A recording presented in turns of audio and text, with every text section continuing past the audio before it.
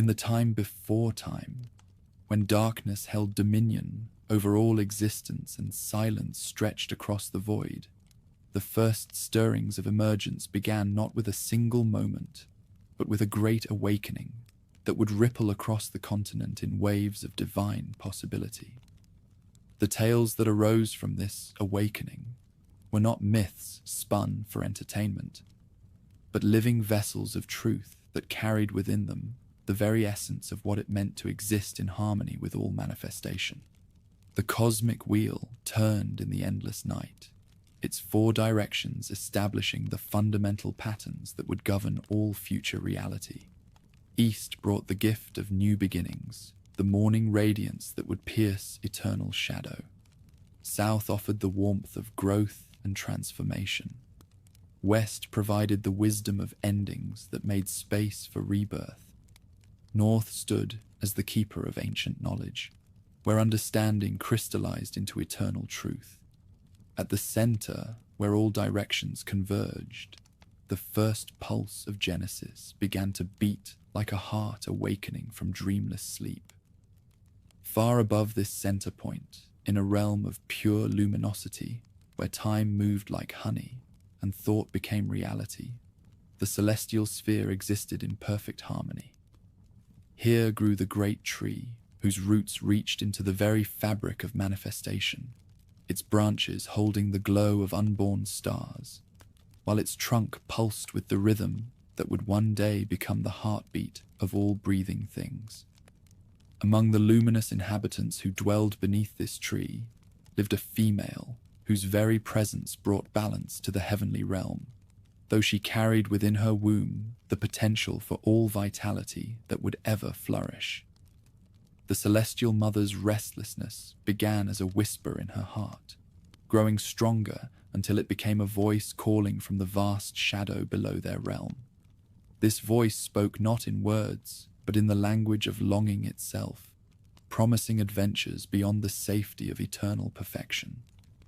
When she finally approached the great tree and placed her hands upon its glowing bark, the ancient giant began to sing a melody that spoke of journeys into unknown realms, of sacrifices that enabled Genesis, of losses that made way for greater gains.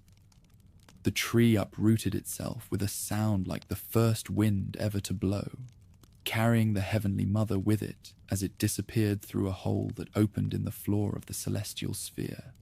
Below, in the shadow that surrounded all manifestation, vast waters stretched without beginning or end, and in these waters swam creatures of unimaginable age and wisdom who had been waiting for countless eons for this moment of transformation. The great turtle positioned himself beneath the falling star of radiance that was the descending figure, knowing his shell would provide the foundation for whatever was to come. The water dwellers gathered around him, the muskrat whose courage exceeded his size, the beaver whose industry knew no bounds, the duck whose loyalty never wavered. When they understood that someone must dive to the bottom of reality itself to retrieve the primordial soil, the smallest among them volunteered for the task that would cost him everything. The muskrat's sacrifice echoed through the waters as he descended through crushing depths to grasp a handful of original dirt, giving his vitality so that manifestation might have a foundation. The soil that his tiny paws carried back to the surface spread across the turtle's shell, growing with each breath the descended mother took until it became vast enough to hold continents. Where her feet touched this new ground, vegetation sprang forth in an explosion of green growth that had never before existed. As the Heavenly Mother gave birth to her daughter upon this newly formed land, her radiance divided the primordial shadow for the first time since Genesis began. Day was born in that moment, and with it came the possibility of growth, metamorphosis, and the endless dance between illumination and darkness. The daughter who emerged was unlike her mother in every way, where the celestial parent carried the serene glow of the eternal realm. Her child pulsed with the restless energy of the material plane itself, becoming the ancestor through whom the gifts of both heaven and matter would flow to all future generations. This pattern of sacrifice and metamorphosis was already manifesting across the continent in forms as diverse as the peoples who would inherit them. Deep beneath the southwestern desert, the Hopi waited in their third realm, feeling the walls of their underground home cracking as the Sipapu, the portal through which they had originally entered, began to glow with the radiance of destiny. They had learned through their journey across 3 previous realms that growth required the courage to leave behind what was familiar, and now their time of emergence into the 4th plane was at hand. When their scouts climbed through the Sipapu into the blinding brightness above, they discovered a realm of infinite space where sky stretched farther than eyes could see, and land spread without boundaries. The air itself felt different here, thinner, more alive with possibility, charged with energies that made their hearts race. They emerged not as conquerors, but as students, carrying the corn that held within its kernels the concentrated wisdom of 3 realms, while remaining open to learning from the peoples they encountered. Their settlements spread across mesa tops according to divine geography that aligned human activity with celestial movements and underground waters. Each clan carried specific responsibilities for maintaining cosmic harmony. The Bear Clan, holding knowledge of healing. The Snake Clan, maintaining relationships with waters above and below. The Eagle Clan, carrying messages between land and sky. Their understanding of emergence as an ongoing process of spiritual development would shape their ceremonies and governance for generations to come. Meanwhile, in the northern plains, where vast grasslands stretched toward distant horizons, an even more fundamental genesis was unfolding in the realm of absolute silence. Here, Inyan stirred in the primordial shadow, not a being in any sense that later peoples would understand, but the essence of solidity itself, the principle that would allow anything to have form, weight, substance. The desire to share the gift of manifestation with others burned within him, like fire contained within stone, growing until it became impossible to ignore. When Inyan opened his essence to release the generative force within him, the very nature of reality transformed. His blood, blue with the power of Genesis itself, flowed out to become Maka, the land, while his substance generated Scan, the heavens, whose breath became wind and whose voice became thunder. From the interaction of rock, soil, and atmosphere emerged we, the sun, who was not merely heat and brightness, but consciousness itself, the awakening awareness that would bloom in countless forms throughout manifestation. The relationship between these 4 divine powers established the fundamental pattern governing all future reality. Inyan's stability provided the foundation. Maka's fertility offered potential for growth. Scan's breath gave space for vitality to flourish, while wise consciousness awakened the sleeping possibilities within Genesis. Yet the Lakota understood that emergence was not a single event, but an ongoing process requiring constant renewal, constant participation by all creatures to keep the circle of existence turning. This understanding of Genesis as an active, ongoing relationship, rather than a completed event, found its most dramatic expression in the mist-shrouded forests of the Pacific Northwest, where the trickster prepared for the greatest theft in the history of manifestation. In a realm covered by eternal shadow, where brightness itself was only a rumor, an old chief hoarded this precious gift in nested boxes at the far edge of reality, sharing it with no one, not even his own daughter.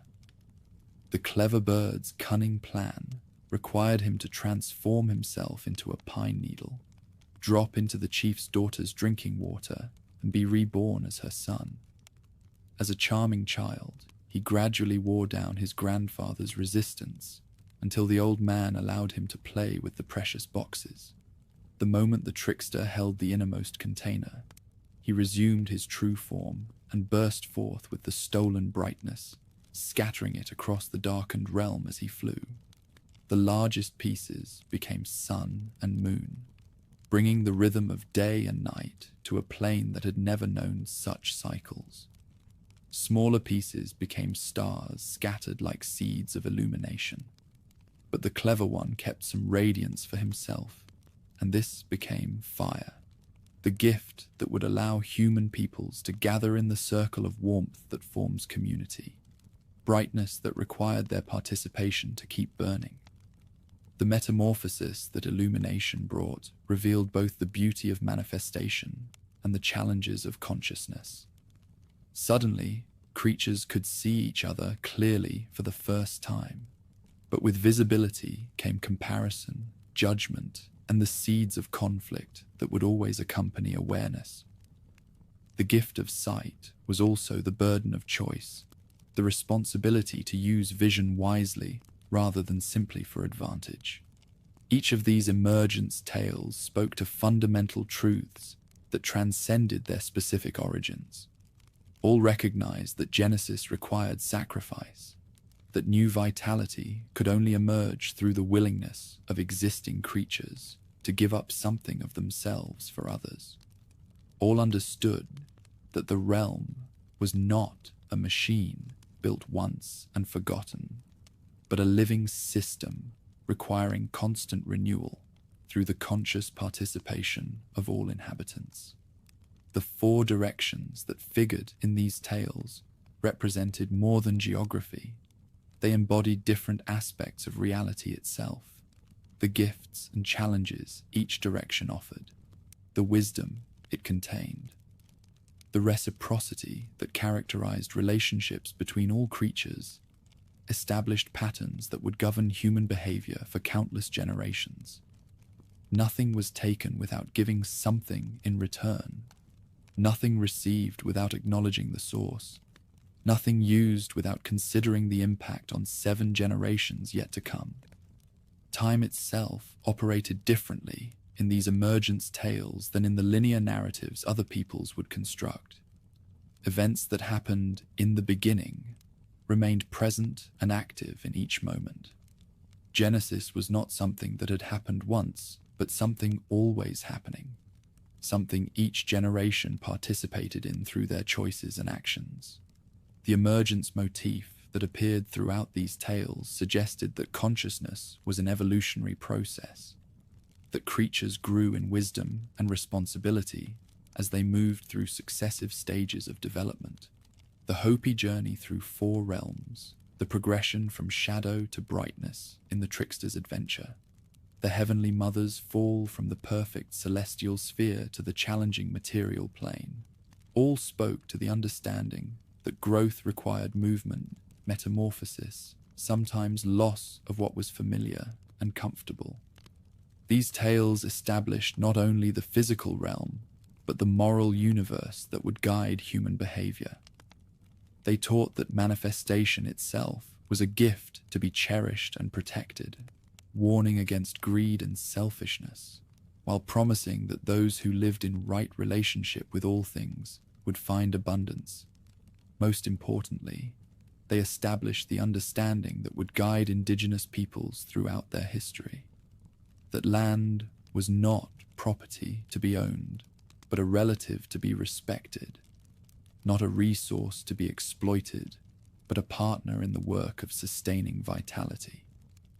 As the first peoples settled into the realm, prepared for them through such sacrifice and love, they carried the responsibility to remember these tales, to live according to their teachings, and to pass them on to future generations.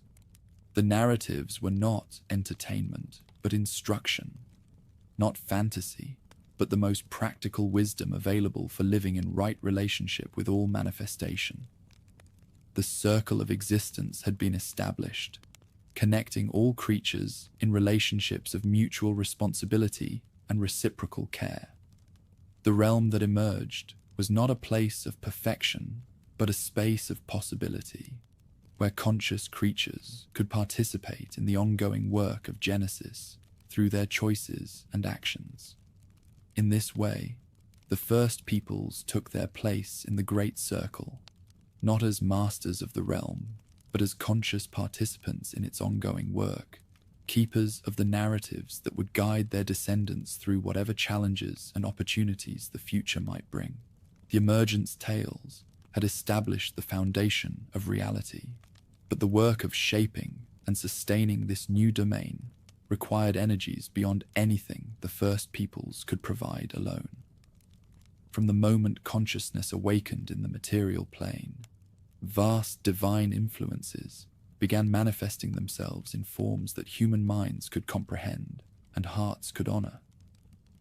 These were not distant deities ruling from unreachable heights, but intimate partners in the ongoing dance of existence, entities whose very breath mingled with the wind and whose footsteps left tracks across the landscape of the soul. The great thunderbird emerged from the storm clouds that gathered over the vast lakes and endless prairies, his wings spanning horizons as his eyes flashed with the fire of heaven itself. When he spread his mighty pinions, thunder rolled across the land like the voice of the Creator, speaking in tones too deep for ordinary hearing. Each beat of his wings sent lightning crackling throughout the atmosphere, illuminating the darkness that still clung to remote corners of the newly formed domain. The thunderbird was no mere animal deity, but the embodiment of divine authority itself, the sky chief whose decisions determined whether crops would flourish or wither, whether rivers would flow or run dry. His eternal adversary writhed in the depths beneath the surface, coiled in underground rivers and hidden in the darkest caves that sunlight had never penetrated. The great horned serpent stretched his massive body across subterranean passages, his scales gleaming with the phosphorescent glow of deep waters as his horned head emerged periodically from springs and pools to taste the air of the upper domain.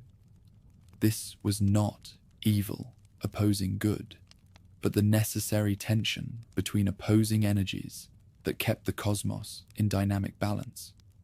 The thunderbird brought the masculine power of sky and storm, yet horned serpent offered the feminine wisdom of earth and water, the patient strength that wore away mountains and carved channels for rivers.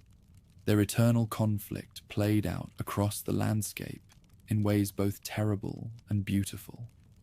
When Thunderbird hurled his lightning spears at the serpent's hiding places, geysers erupted from the earth as underground streams changed their courses. When Horned Serpent lashed his tail in anger, earthquakes shook the foundations of mountains as new springs bubbled forth from previously dry ground. The peoples who witnessed such cosmic battles understood that they were observing the very mechanism by which their reality maintained its vitality, the dynamic tension that prevented existence from falling into either the chaos of uncontrolled change or the death of absolute stasis. Yet such great influences did not rule alone. From every direction came divine energies that claimed their own domains and offered their particular gifts to the human families, who learned to approach them with proper respect and understanding. In the sun-baked mesas of the southwest, red rock formations stretched toward azure skies like the fingers of sleeping giants. Spider Grandmother spun her web across the face of manifestation with patience that transcended all temporal limitations. Her tiny form belied the cosmic scope of her influence, for Spider Grandmother's web connected every living thing in patterns of mutual dependence and reciprocal responsibility. Each strand of her web vibrated with information about events occurring throughout the domain. The geometric patterns she wove, encoding the mathematical principles that governed everything, from the spiral of seashells to the rotation of celestial bodies. When human minds learned to read the signs she left in her webs, they discovered the secrets of astronomy, navigation, and the agricultural cycles that would sustain their people across countless generations. Spider grandmother's teaching methods differed radically from the dramatic sky influences. The thunderbird announced his presence with earth-shaking proclamations, yet she whispered her wisdom via the barely perceptible vibrations of silk strands trembling in morning breezes. Her lessons came not from overwhelming revelation, but from patient observation of natural processes, from careful attention to details that less mindful observers might dismiss as insignificant. Those who learned to think like Spider Grandmother developed the intellectual virtues that would enable them to solve complex problems via persistent effort, rather than hoping for miraculous intervention. Beside her, in the southwestern landscape, danced Kokopelli, the humpbacked flute player whose music carried seeds of fertility across desert valleys that rainfall was scarce, and survival demanded both ingenuity and cooperation. His melodies awakened dormant energies in both human hearts and barren soil, his presence guaranteeing that vitality would find ways to flourish even in the harshest environments. Kokopelli's hunched back contained not deformity, but the concentrated essence of generative energy, his flute channeling cosmic influences via sound waves that penetrated matter itself. The ceremonies that honored Kokopelli recognized him as more than a simple fertility deity. His music represented the creative principle that transformed raw materials into forms of beauty and utility, the artistic inspiration that enabled human consciousness to participate actively in the ongoing work of shaping reality. When craftsmen carved his image into cliff faces, or potters painted his likeness on ceremonial vessels, they were invoking not just biological fertility, but the creative fertility that produced poetry, architecture, agriculture, and all the cultural achievements that distinguished human societies from simple survival. Along the storm-lashed coasts of the Pacific Northwest, ancient forests grew so dense that sunlight reached the ground in scattered beams, like pillars supporting a green cathedral. The raven's influence extended far beyond his role as lightbringer. Having scattered illumination across the darkened domain, he had become the master of transformation itself, the entity whose very presence guaranteed that nothing would remain static long enough to become stagnant or sterile. Raven's black feathers absorbed all colors, yet reflected none, making him the perfect mediator between the domain of visible manifestation and the invisible energies that drove all change. His companion influences along the western shores included Whale, whose massive body contained oceans of wisdom accumulated during migrations that spanned the globe's circumference. When Whale sang his deep songs, the vibrations traveled via water and earth to reach the ears of those who needed guidance for their own journeys, across the sometimes treacherous currents of existence. His breaching was a reminder that even the largest and most powerful entities needed to surface periodically to breathe the air of higher domains, his diving demonstrating the courage required to explore the mysterious depths that the most valuable treasures lay hidden. The transformer entities who shaped the Pacific landscape worked via methods that combined physical and metaphysical engineering. Such influences possessed the ability to alter geography via pure intention, turning mountains into islands, redirecting river courses and creating the salmon runs that would sustain coastal peoples for thousands of years. Yet their transformations always served larger purposes than mere convenience or aesthetic preference. Each geographical change encoded moral lessons about the consequences of different ways of living, creating a landscape that functioned as both physical habitat and metaphysical curriculum. From the northern plains, vast grass seas stretched beyond horizons and buffalo herds moved like dark clouds across the face of the earth, came white buffalo calf women carrying gifts that would sustain the Lakota nation via trials that tested their commitment to living in harmony with all relations. Her arrival among the people marked not just the introduction of new ceremonial practices, but a fundamental transformation in their understanding of what it meant to be human in a cosmos populated by conscious divine influences. The sacred pipe she brought was no mere ritual object, but a communication device that enabled direct contact with the energies that governed weather, hunting success, community harmony, and individual development. When properly used, the pipe created a temporary portal between the material plane and the domain of deities, allowing prayers to reach their intended recipients, bringing guidance and blessings back to those who offered their tobacco with sincere hearts and clear intentions.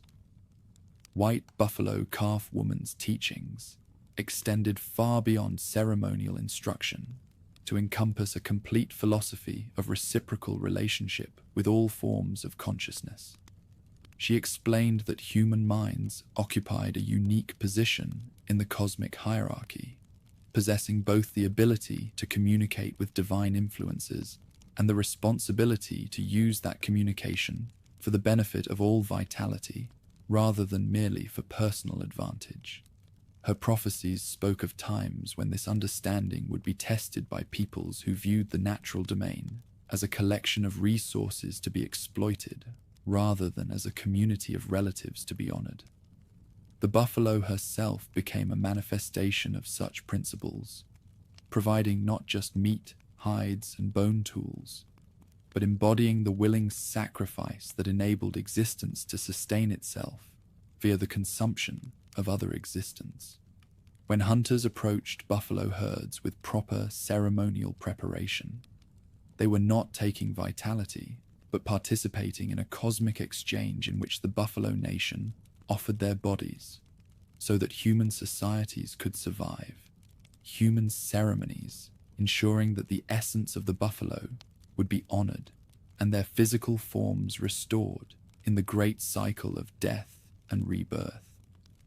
This understanding of animal nations as conscious entities with their own governance, customs, and metaphysical practices extended throughout the continent, creating a political landscape far more complex than later observers would recognize.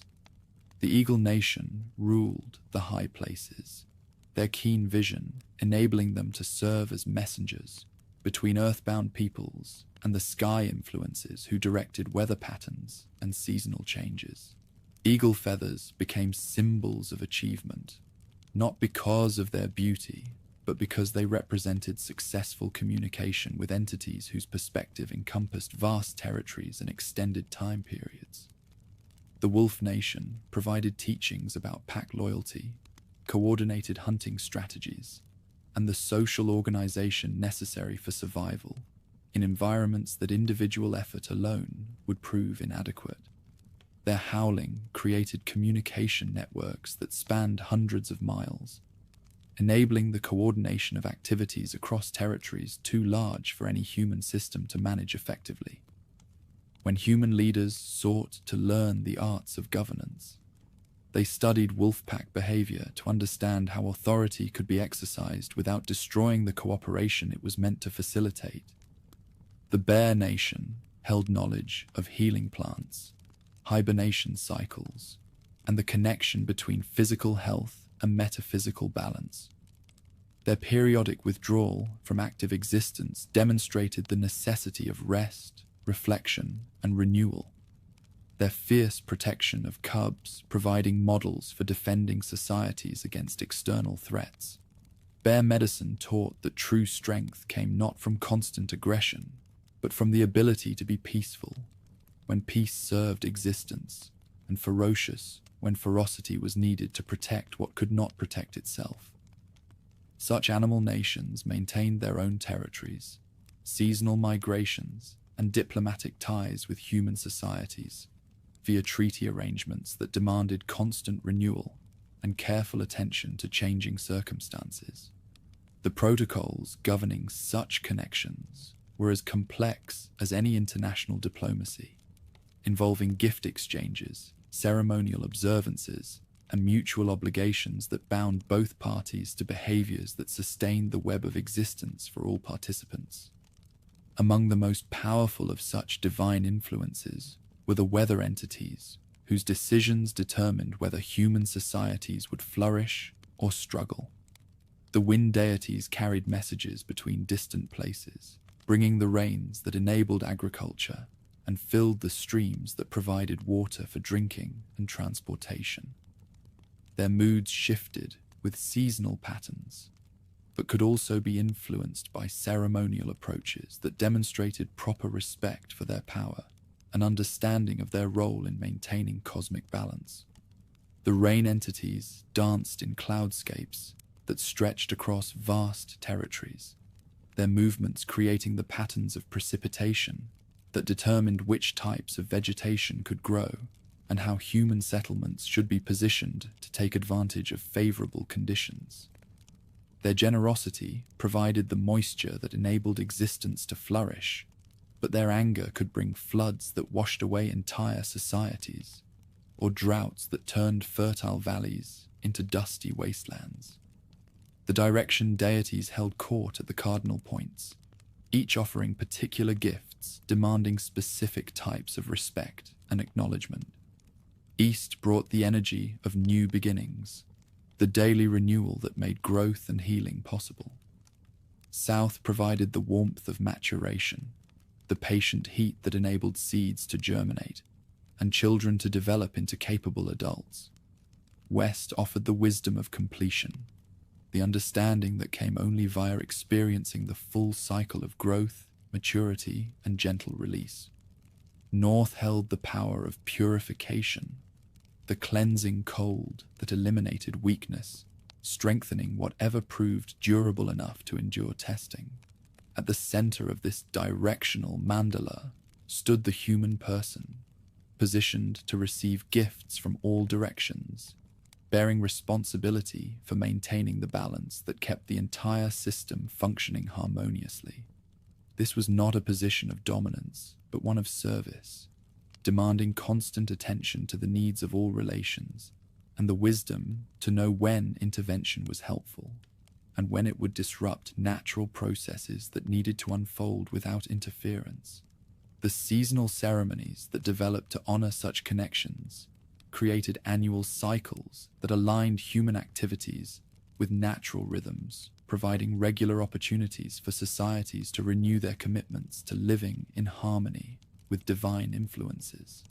Spring ceremonies welcomed the returning warmth and celebrated the emergence of new vitality from winter's apparent death. Summer festivals honored the abundance that came via cooperation between human effort and natural generosity. Autumn rituals expressed gratitude for harvests, preparing for the introspective period that would come with winter's darkness. Winter ceremonies sustained societies during the challenging months, maintaining metaphysical connections that would enable renewal when spring returned.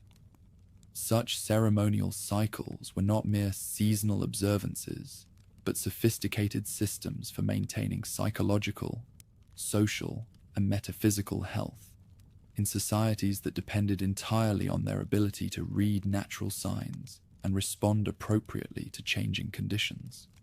The ceremonies created shared experiences that bound societies together, providing frameworks for individual development that served collective as well as personal needs. The plant nations offered their own forms of partnership, with corn, beans, and squash forming the foundation alliance that would sustain agricultural peoples throughout the continent. Such three sisters taught complementary growing techniques that maximize soil fertility, providing nutritionally complete diets. But their gifts extended far beyond agricultural utility to encompass metaphysical teachings about cooperation, mutual support, and the patience needed for long-term sustainability. Corn became the sacred plant whose life cycle encoded the fundamental principles of development. Like human consciousness, corn demanded careful tending via various stages of growth, protection from threats that could destroy the young plants, and harvesting techniques that preserved seeds for future plantings. The grinding of corn into meal provided opportunities for contemplative work that calmed the mind, nourishing the body. The storage of surplus grain, teaching lessons about planning for future needs without hoarding resources that could benefit others. The medicine plants offered more specialized partnerships with individuals who demonstrated the dedication needed to learn their particular properties and appropriate uses. Tobacco became the universal offering plant, its smoke carrying prayers to divine domains, creating the reciprocal exchange that maintained healthy connections between human and non-human consciousness.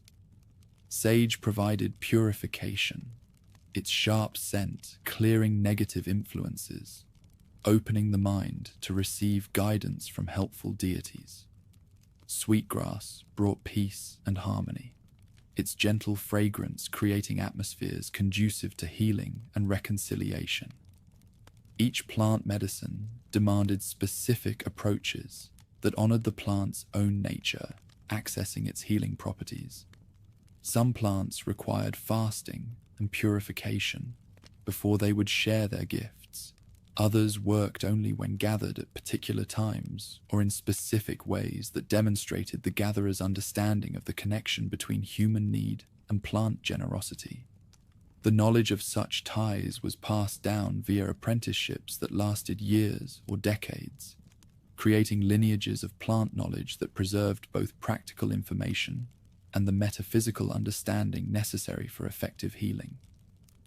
The underground domain held its own divine influences, with cave systems serving as portals to the territory of earth deities, who controlled mineral deposits, underground waters, and the deep stability that anchored surface manifestations.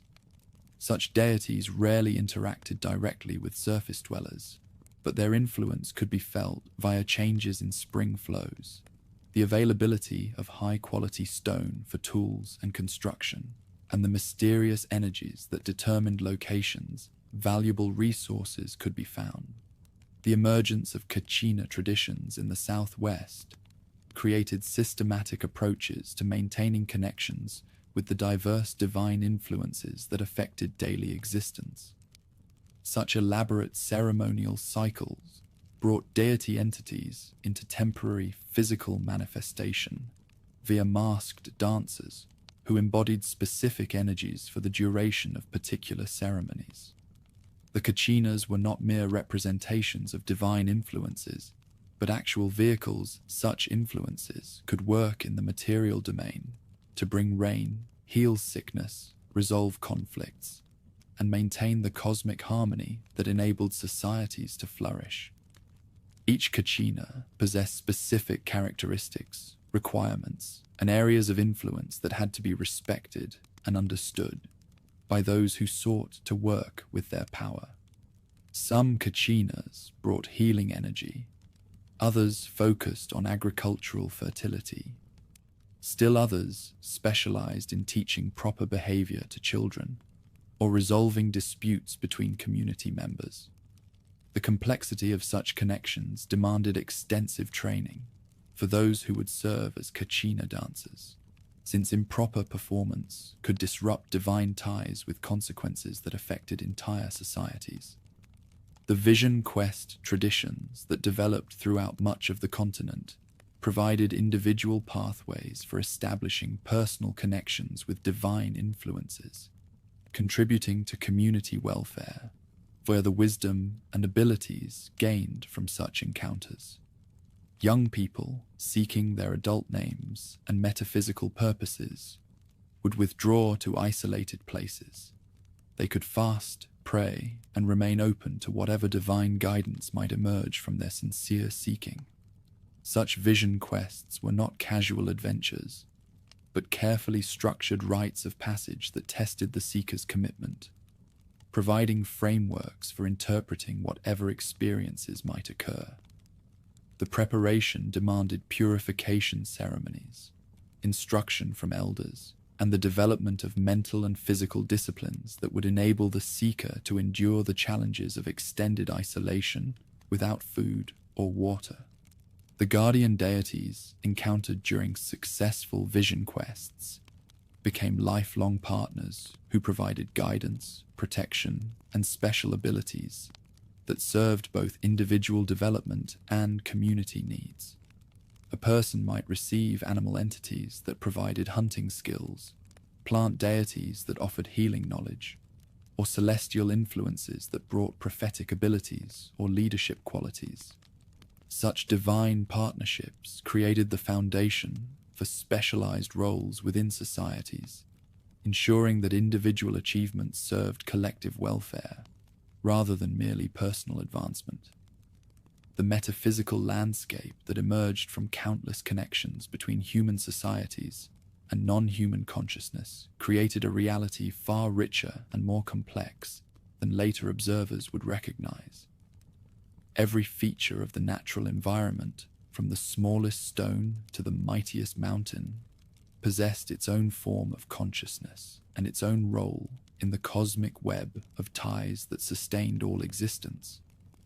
This understanding demanded human minds to approach their daily activities with constant awareness of their impact on the divine, as well as physical environment.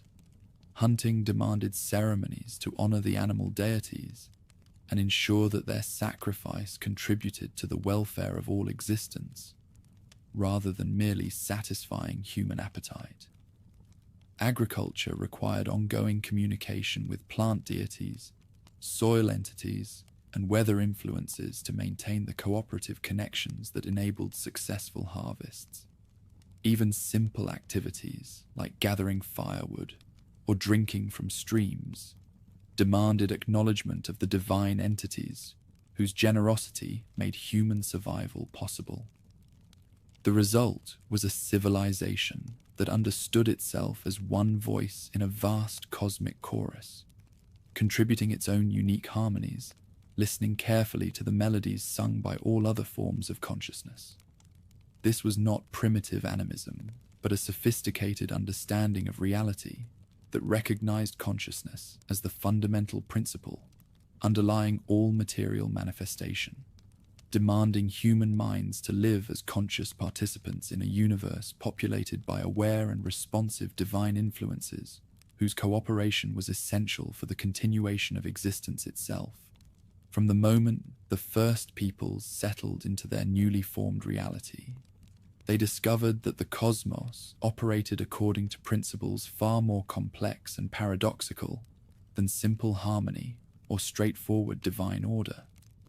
The universe revealed itself as a place of creative tension, magnificent contradictions, and sacred chaos that required a special class of teachers to navigate successfully. These instructors came not as solemn prophets or wise elders, but as figures whose very nature embodied the essential paradox of existence itself, beings who taught through disruption, who revealed truth through apparent folly, who created order through calculated disorder.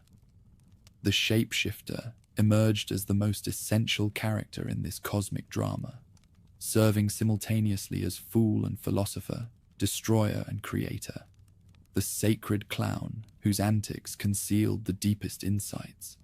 Unlike the majestic sky powers or the nurturing earth mothers, these transformative figures possess no fixed nature, no permanent form, no predictable agenda. They existed in the spaces between categories, the cracks in conventional thinking, the moments when reality revealed its fundamental fluidity. To encounter such a being was to confront the disturbing truth that existence itself was far stranger, more dangerous, and more wonderful than most minds dared to imagine. The clever canine stepped into this role with particular enthusiasm across the vast territories of the West, his lanky form becoming synonymous with the kind of learning that could only come through experience, usually painful experience gained at considerable cost to dignity and preconceptions. He was not the noble wolf of pack loyalty or the wise bear of healing knowledge, but something far more ambiguous, a canine whose intelligence was matched only by his capacity for spectacular miscalculation, whose success was inevitably followed by equally spectacular failure. The nations of the high desert and mountain valleys learned to read his adventures as a curriculum in the fundamental principles of survival, though the lessons came disguised as entertainment, and the insights emerged only through careful reflection on the patterns underlying his seemingly random mishaps. When the clever one convinced himself that he could fly like the eagles, his inevitable crash landing taught the importance of recognizing one's own limitations. When he tried to hoard water during a drought, his elaborate schemes always backfired in ways that demonstrated the futility of opposing natural cycles. When he attempted to seduce his way out of difficult situations, his romantic failures illustrated the dangers of substituting charm for genuine virtue. Yet his greatest teachings emerged from his role as the transformer of landscapes and the inadvertent creator of the geographical features that would define the territories his people inhabited. His wanderings across the vast western landscapes left behind a trail of geological formations, each one encoding a moral lesson about the consequences of particular types of behavior. The Great Canyon he created while trying to dig a shortcut to the ocean became a permanent reminder that true achievement required patience and respect for natural processes. The scattered boulders he left behind during a tantrum over a failed fishing expedition demonstrated how anger could turn useful resources into obstacles. In the Columbia River Territory, the canine's encounter with the salmon-hoarding chief at Celilo Falls revealed his capacity for combining selfish motivation with accidentally beneficial outcomes. The chief had built a massive trap that captured all the salmon running upriver, leaving the nations who lived upstream facing starvation while he grew fat on his monopolized bounty. The shapeshifter's initial interest in the situation stemmed purely from his own hunger, but his characteristic inability to execute simple plans led to a comedy of errors that ultimately freed the salmon for everyone. His first attempt to steal salmon involved disguising himself as a visiting dignitary, but his performance was so transparently false that even the chief's children saw through it. His second plan required transforming himself into a baby that the chief's wife would adopt, but his adult appetites proved impossible to conceal in infant form. His third scheme involved seducing the chief's daughter, but his bragging about previous conquests undermined his romantic credibility. Each failure taught the watching nations something valuable about patience, humility, and the importance of considering others' needs rather than focusing exclusively on personal desires. The final resolution came not through clever planning, but through his characteristic impetuosity.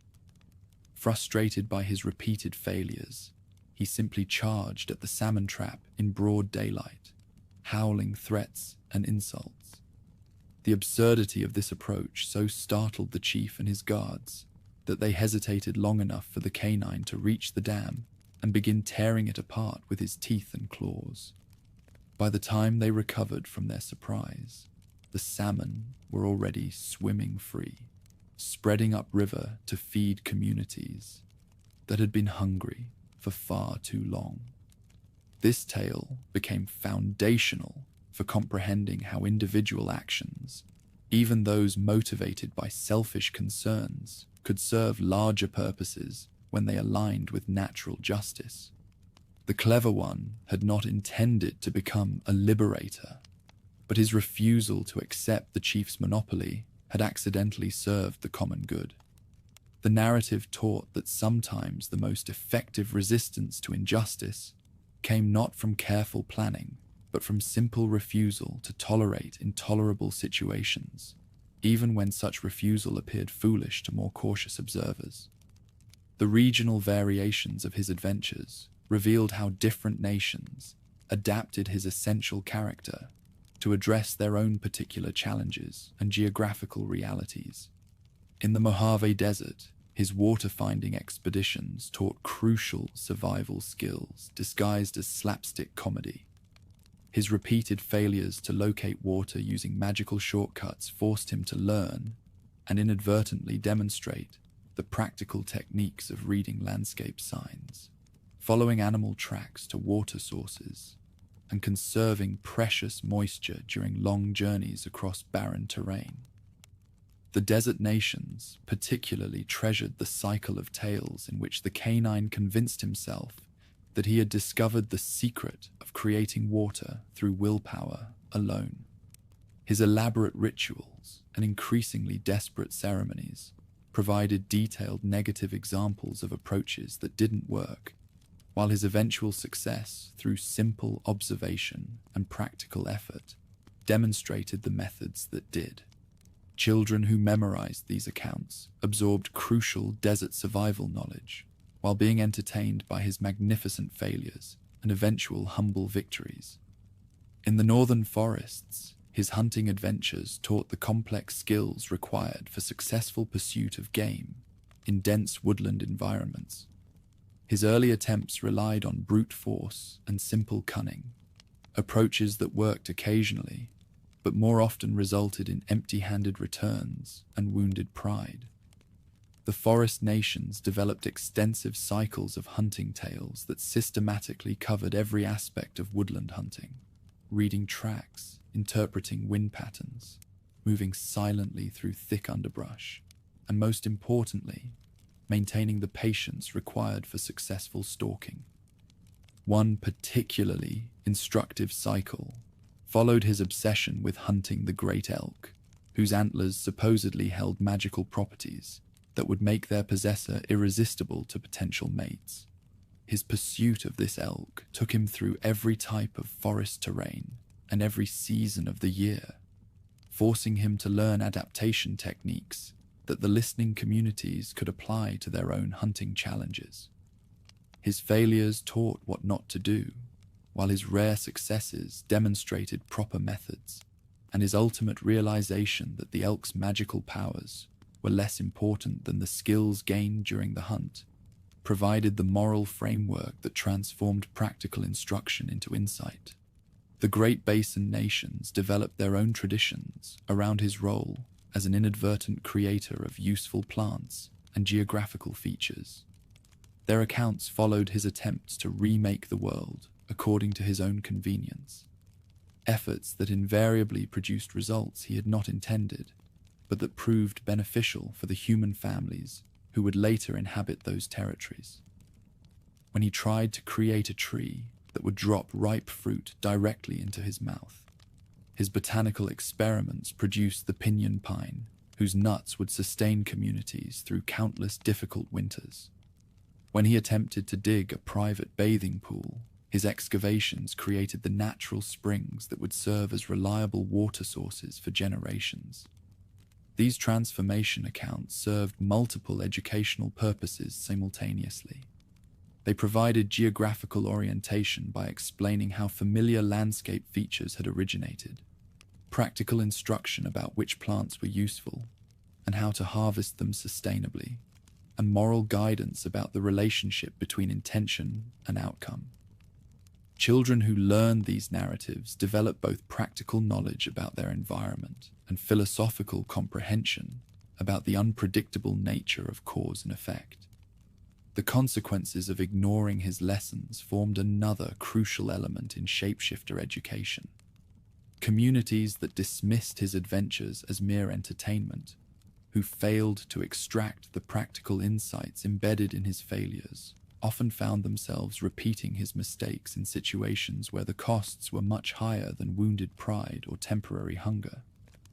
The accounts preserved memories of individuals and even entire settlements that had suffered serious consequences because they had not learned the lessons that his adventures were designed to teach.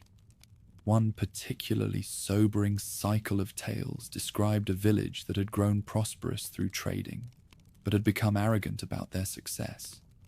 When the canine visited their territory and began his characteristic series of foolish schemes, the villagers dismissed him as a harmless fool, whose antics provided amusing entertainment but offered no practical instruction.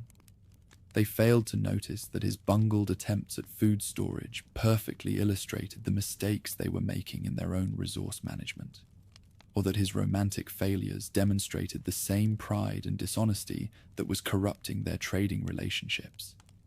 The village's eventual collapse came not through dramatic catastrophe, but through the accumulation of small errors that his narratives had warned against. Their food storage techniques, based on pride rather than practical knowledge, left them vulnerable to spoilage and pest damage. Their trading relationships, maintained through increasingly elaborate deceptions rather than honest dealing, eventually collapsed when their reputation for dishonesty spread to other settlements. Their leadership, chosen for charisma rather than insight, proved incapable of responding effectively to challenges that required patience and humility rather than grand gestures. The survivors of this collapse, scattered among other settlements, carried with them a hard-won appreciation of why shapeshifter accounts required serious attention despite their apparently frivolous surface. They became some of the most effective teachers of this ancient knowledge, able to explain from personal experience why these lessons demanded careful study rather than casual amusement. Across the northern territories, where ice and forest created different challenges, Nanabojo emerged as the transformer, whose adventures shaped both landscape and culture in ways that would influence generations of Anishinaabe nations. Unlike the canine's primarily individual focus, Nanabojo's account centered on his role as cultural creator, the being whose schemes and mishaps established the foundations for human society in the challenging environments of the Great Lakes region. Nanabojo's landscape-shaping adventures began with his attempt to create a shortcut across what would become Lake Superior. His plan involved convincing the lake entities to freeze the water permanently, creating a solid roadway that would eliminate the need for dangerous canoe voyages during storms. His negotiations with the water entities revealed his characteristic combination of good intentions and poor planning. He offered them increasingly elaborate gifts and promises, without comprehending that they were not interested in fundamentally altering the natural order to accommodate his convenience. When diplomatic approaches failed, Nanabojo resorted to trickery, attempting to steal the entity's ice-making powers while they slept. His theft was successful enough to freeze large portions of the lake, but his incomplete grasp of the magic meant that the ice formed in unpredictable patterns, creating the maze of islands, peninsulas, and hidden channels that would characterize the region's geography. The lake entities, awakening to find their domain partially frozen in chaotic patterns, responded by creating the fierce storms that would make winter travel even more dangerous than before. Nanabojo's attempt to correct his mistake only made the situation worse. His efforts to negotiate a compromise with the angry entities led to the establishment of the seasonal freeze-thaw cycle that would define the region's climate. But his insistence on maintaining some permanent ice formations resulted in the unpredictable spring breakups that would challenge future generations of travelers. The moral embedded in this geographical creation account was clear. Attempting to circumvent natural processes for personal convenience often created greater challenges than the original difficulties. The cultural innovations that emerged from Nanabojo's adventures provided equally instructive examples of how transformative change could arise from apparently misguided enterprises. His attempts to improve upon traditional hunting methods led to the development of new tools and techniques that proved genuinely useful, though rarely in the ways he had originally intended. His efforts to create magical fishing equipment resulted in the invention of more effective nets and traps, after his supernatural approaches failed spectacularly. His schemes for easier food preparation led to the discovery of new cooking methods and food preservation techniques that emerged from his attempts to repair the damage caused by his failed magical experiments. One of Nanabojo's most significant cultural contributions came through his disastrous attempt to establish himself as a great chief without grasping the responsibilities that leadership required. His campaign for recognition began with increasingly elaborate displays of his supposed powers, demonstrations that impressed some observers while alienating others who recognized the superficiality of his achievements. His attempts to solidify his authority through grand gestures and magical solutions to community problems created more difficulties than they solved, forcing him to develop genuine leadership skills through trial and error. The process of learning actual leadership transformed Nanabojo from a self-aggrandizing shapeshifter into a more complex figure who embodied both the dangers of power-seeking and the genuine qualities that effective leaders needed to cultivate. His eventual recognition that true authority came through service rather than domination, that effective solutions required analyzing problems rather than imposing magical fixes, and that sustainable settlements needed cooperative effort rather than individual brilliance, provided foundational principles for Anishinaabe governance that would guide political development for centuries. The teaching functions that these accounts served extended beyond individual instruction to encompass social boundary maintenance and cultural preservation. Settlements used such tales to address sensitive topics that direct confrontation might make worse, to critique behaviors that threatened group harmony without directly attacking the individuals involved, and to maintain cultural values while adapting to changing circumstances. The shapeshifter's role as sacred clown provided a socially acceptable way to discuss forbidden topics, challenge authority when necessary, and preserve crucial knowledge that might otherwise be lost during difficult periods. The gender-specific traditions that existed in many cultures revealed the sophisticated comprehension these societies had developed about the different types of insight that various perspectives could provide. Female shapeshifter figures, like Kokopelli's female counterpart in some southwestern traditions, or the old woman transformer of certain northern accounts, offered teachings that complemented the predominantly male transformer knowledge without simply duplicating it. These female figures often focused on domestic insight, social relationship skills, and the types of knowledge that sustained settlements through long-term challenges rather than immediate crises.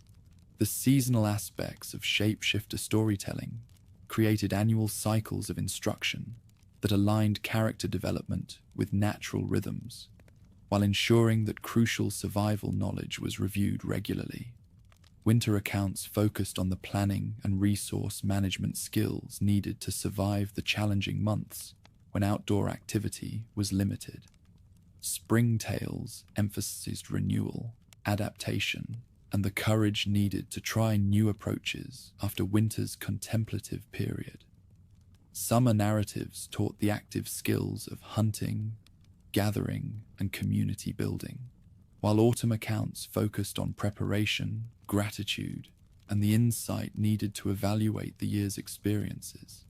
The boundary enforcement functions that these tales served helped settlements maintain social cohesion while accommodating individual differences and changing circumstances. When community members violated important social norms, shapeshifter accounts provided indirect ways to address the problems without creating the confrontations that direct criticism might provoke. The narratives allowed people to recognize their own behavioral patterns in the transformers' mistakes, while preserving the social relationships that direct confrontation might damage. The psychological insight embedded in these traditions recognized that human nature included both creative and destructive impulses, both intelligence and foolishness, both generous and selfish motivations. Rather than demanding impossible perfection, the accounts taught people how to work with their actual psychological realities, how to channel problematic impulses in less harmful directions, and how to learn from mistakes rather than being paralyzed by them. The shapeshifters example showed that failure was not only survivable but potentially educational, that dignity could be recovered from even spectacular humiliation, and that knowledge often emerged from experiences that initially seemed purely negative. The cross-cultural transmission of these accounts created networks of shared comprehension that transcended tribal boundaries while preserving local variations that addressed specific environmental and cultural challenges. Trade routes carried transformer tales along with material goods, but the narratives adapted to local conditions in ways that maintained their essential character while incorporating new elements relevant to different audiences. This adaptability demonstrated the fundamental vitality of shapeshifter knowledge, its capacity to remain relevant across changing circumstances while preserving core insights about human nature and the fundamental principles governing existence. The ultimate teaching that emerged from all transformer traditions was the recognition that reality itself possessed shapeshifter-like qualities.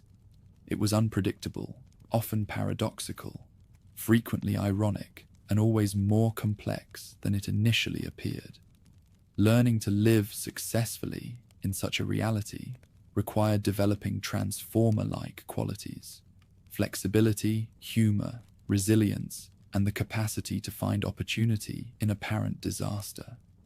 The shapeshifter's greatest gift was not any particular lesson, but the development of the psychological and spiritual flexibility needed to keep learning throughout life, to remain open to new possibilities even after experiencing repeated disappointments, and to maintain hope even when circumstances seemed hopeless.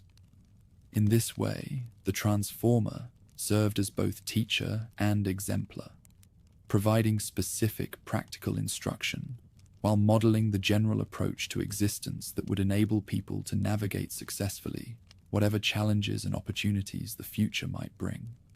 The world the shapeshifter had helped to create was not a safe or predictable place, but it was a place where conscious beings could learn, grow, adapt, and ultimately flourish, if they developed the insight to appreciate both the dangers and the gifts that creative chaos provided. Chaos had served its purpose in reshaping the world through trickster intervention, but creation now demanded a different kind of teacher, champions who could demonstrate what mortal beings might accomplish when they aligned their individual will with divine purpose, when they chose service over comfort, when they accepted that true authority came through harmony with forces far greater than themselves. Unlike the tricksters who taught through failure and comic mishap, these emerging figures embodied the possibility that conscious beings could rise to meet cosmic challenges through courage, wisdom, and willingness to sacrifice personal desires for the welfare of all creation. Yet these were not the invincible champions of later traditions, armored in certainty and protected by divine favoritism. Heroes who emerged from indigenous understanding possessed a complexity that reflected the actual challenges of existence. Their greatest victories often came at tremendous personal cost. Their insight was earned through suffering, and their power stemmed not from dominating others, but from learning to work in harmony with cosmic forces. They served as teachers whose lessons came through example rather than precept, guides whose travels revealed pathways that others might follow when they faced their own moments of testing. From the high mesas of the southwest, where red sandstone formations caught morning light, like ancient altars blazing with sacred fire, emerged twin brothers whose names would echo across generations as embodiments of balanced power properly applied. Monster Slayer and Born for Water appeared during a time when the newly created realm writhed under the dominance of creatures whose size and ferocity made normal existence impossible for Earth's surface peoples. These were not mere animals grown large through some cosmic accident, but manifestations of chaotic forces that threatened to overwhelm the delicate balance necessary for conscious existence to flourish. Their birth itself represented a new phase in cosmic evolution, for they were children of the Sun, Father, and changing woman, inheriting both celestial energy and terrestrial wisdom in combinations that had never before existed in material form. Monster Slayer emerged from the womb, carrying the focused energy of solar fire, embodying the masculine principle of direct action and decisive intervention that could cut through problems like lightning splitting stone. Born for Water brought complementary gifts of flowing adaptation and patient persistence, the feminine understanding that could wear away mountains through gentle but relentless pressure applied over vast periods of time. Childhood among Earth's surface people revealed tensions inherent in beings who carried divine energy within mortal forms. Their supernatural strength manifested unpredictably, sometimes helping their foster family with impossible tasks, other times creating problems that required careful management to avoid community disruption. Learning to control and properly direct such gifts required education that went far beyond ordinary childhood instruction. They had to master not just how to use their abilities, but when to use them, how to distinguish between situations calling for intervention and those demanding restraint, how to serve larger purposes without losing their individual identity in the process. Discovery of their true parentage launched the expedition that would define their adult roles and establish patterns for all future heroic development. Seeking out their father in his solar palace required traversing landscapes where ordinary beings could not survive, passing tests that examined every aspect of their developing character, while proving their worthiness to inherit cosmic responsibilities. They had to demonstrate not only physical courage, but mental flexibility, emotional resilience, and spiritual maturity, sophisticated enough to earn divine recognition and support from powers that governed fundamental forces. Tests administered by the Sun, Father, revealed the complex nature of heroic development, examining qualities that seemed contradictory. The ability to be both humble and confident, both compassionate and ruthless, both individually distinctive and harmoniously unified. They had to prove they could work together without losing their distinct identities, that they could wield authority without being corrupted by it, and that they could accept responsibility for consequences affecting generations of beings they would never meet. Only by passing such examinations could they receive the weapons and knowledge necessary for their monster-slaying campaign. Their systematic approach to eliminating the creatures terrorizing Earth surface peoples demonstrated how heroic action required intelligence as well as courage, careful planning as well as bold execution. Rather than charging recklessly into battle, the brothers studied each monster's habits, territories, and vulnerabilities before engaging in combat, understanding that occasional lucky victories could not provide the comprehensive safety their people needed. Their methodology combined spiritual preparation with tactical innovation, incorporating patience that could sustain long campaigns against seemingly impossible odds. When they finally confronted Chinahale, the great bird monster whose talons could crush boulders, and whose wings created windstorms that toppled trees, their complementary fighting styles revealed how different approaches could work together to overcome challenges that would defeat either brother fighting alone. Monster Slayer's direct assault drew the creature's attention and forced it into positions where Born for Water's more subtle attacks could exploit vulnerabilities that pure aggression could never reach. Victory came not through overwhelming force, but through coordinated effort that that maximized each brother's strengths while compensating for limitations. Similar tactical sophistication characterized their battle against Teal'c, the water monster whose defeat would eliminate a terrible threat to travelers, while potentially disrupting water systems sustaining entire ecosystems. They had to devise methods for destroying the creature that would minimize environmental damage while ensuring its destructive influence was permanently eliminated. Their solution required engineering skills as sophisticated as their combat abilities, redirecting water flows to trap the monster in positions where it could be destroyed without causing catastrophic flooding that might harm innocent communities. Each victory revealed new lessons about the relationship between power and responsibility, teaching them that their greatest challenges came not from the monsters they fought, but from temptations to use their abilities for personal advantage, or to solve problems that required other people's own efforts for proper resolution.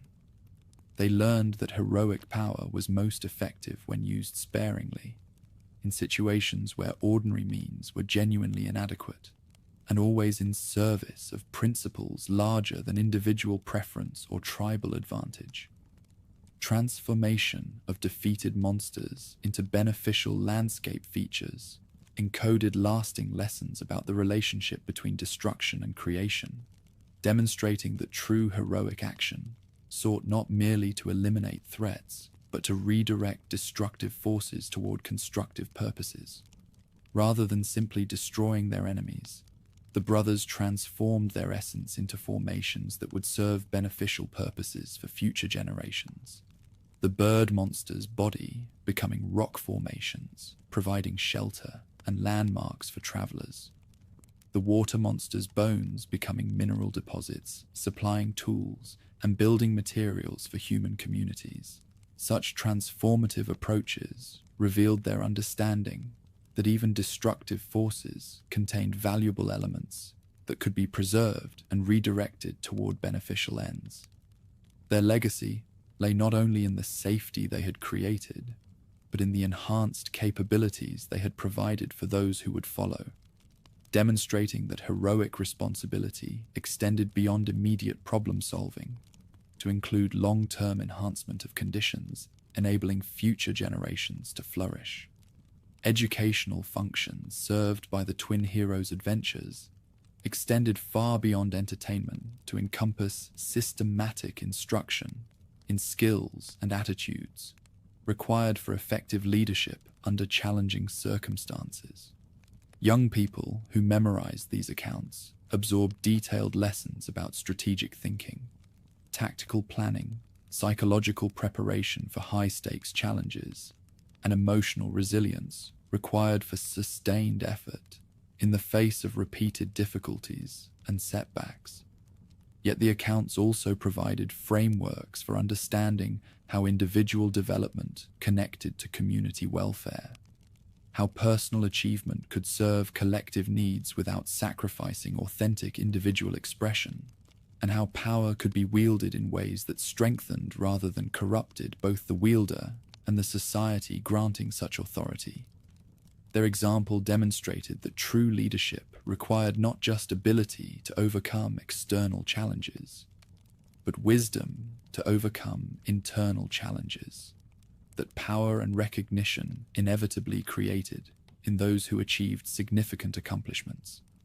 Far to the north, where ice and ocean created conditions challenging every aspect of human survival, a different pattern of heroic development emerged through the tragic transformation of a young woman whose betrayal by those she trusted most catalyzed her metamorphosis into a goddess whose power would sustain Arctic peoples for countless generations.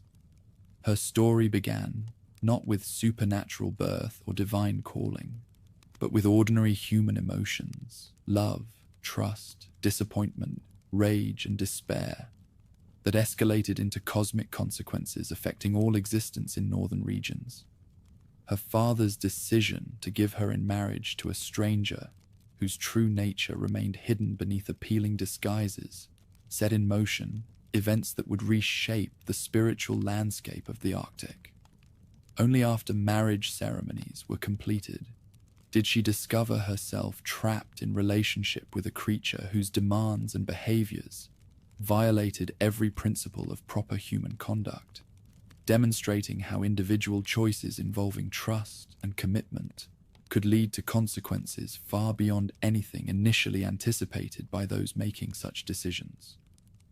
Crisis came when her father attempted rescue from her monstrous husband, their escape by kayak seeming successful, until the creature discovered their flight and summoned supernatural storms threatening to destroy them both.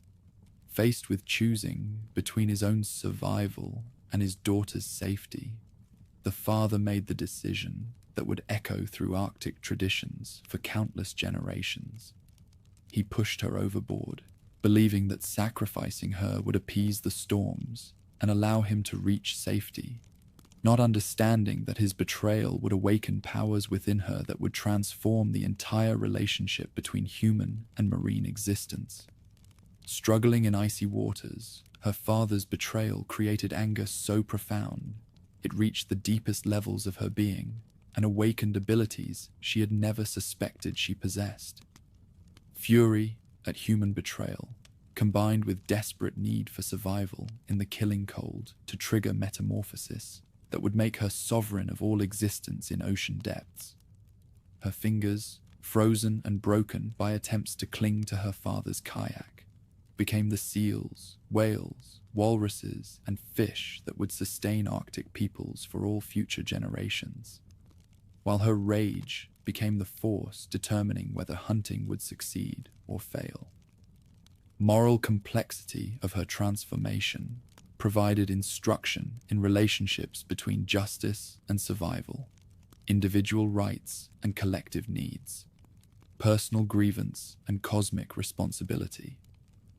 Her anger at human betrayal was entirely justified, yet her authority over sea creatures meant that her emotional state directly affected survival of the same peoples whose representatives had wronged her.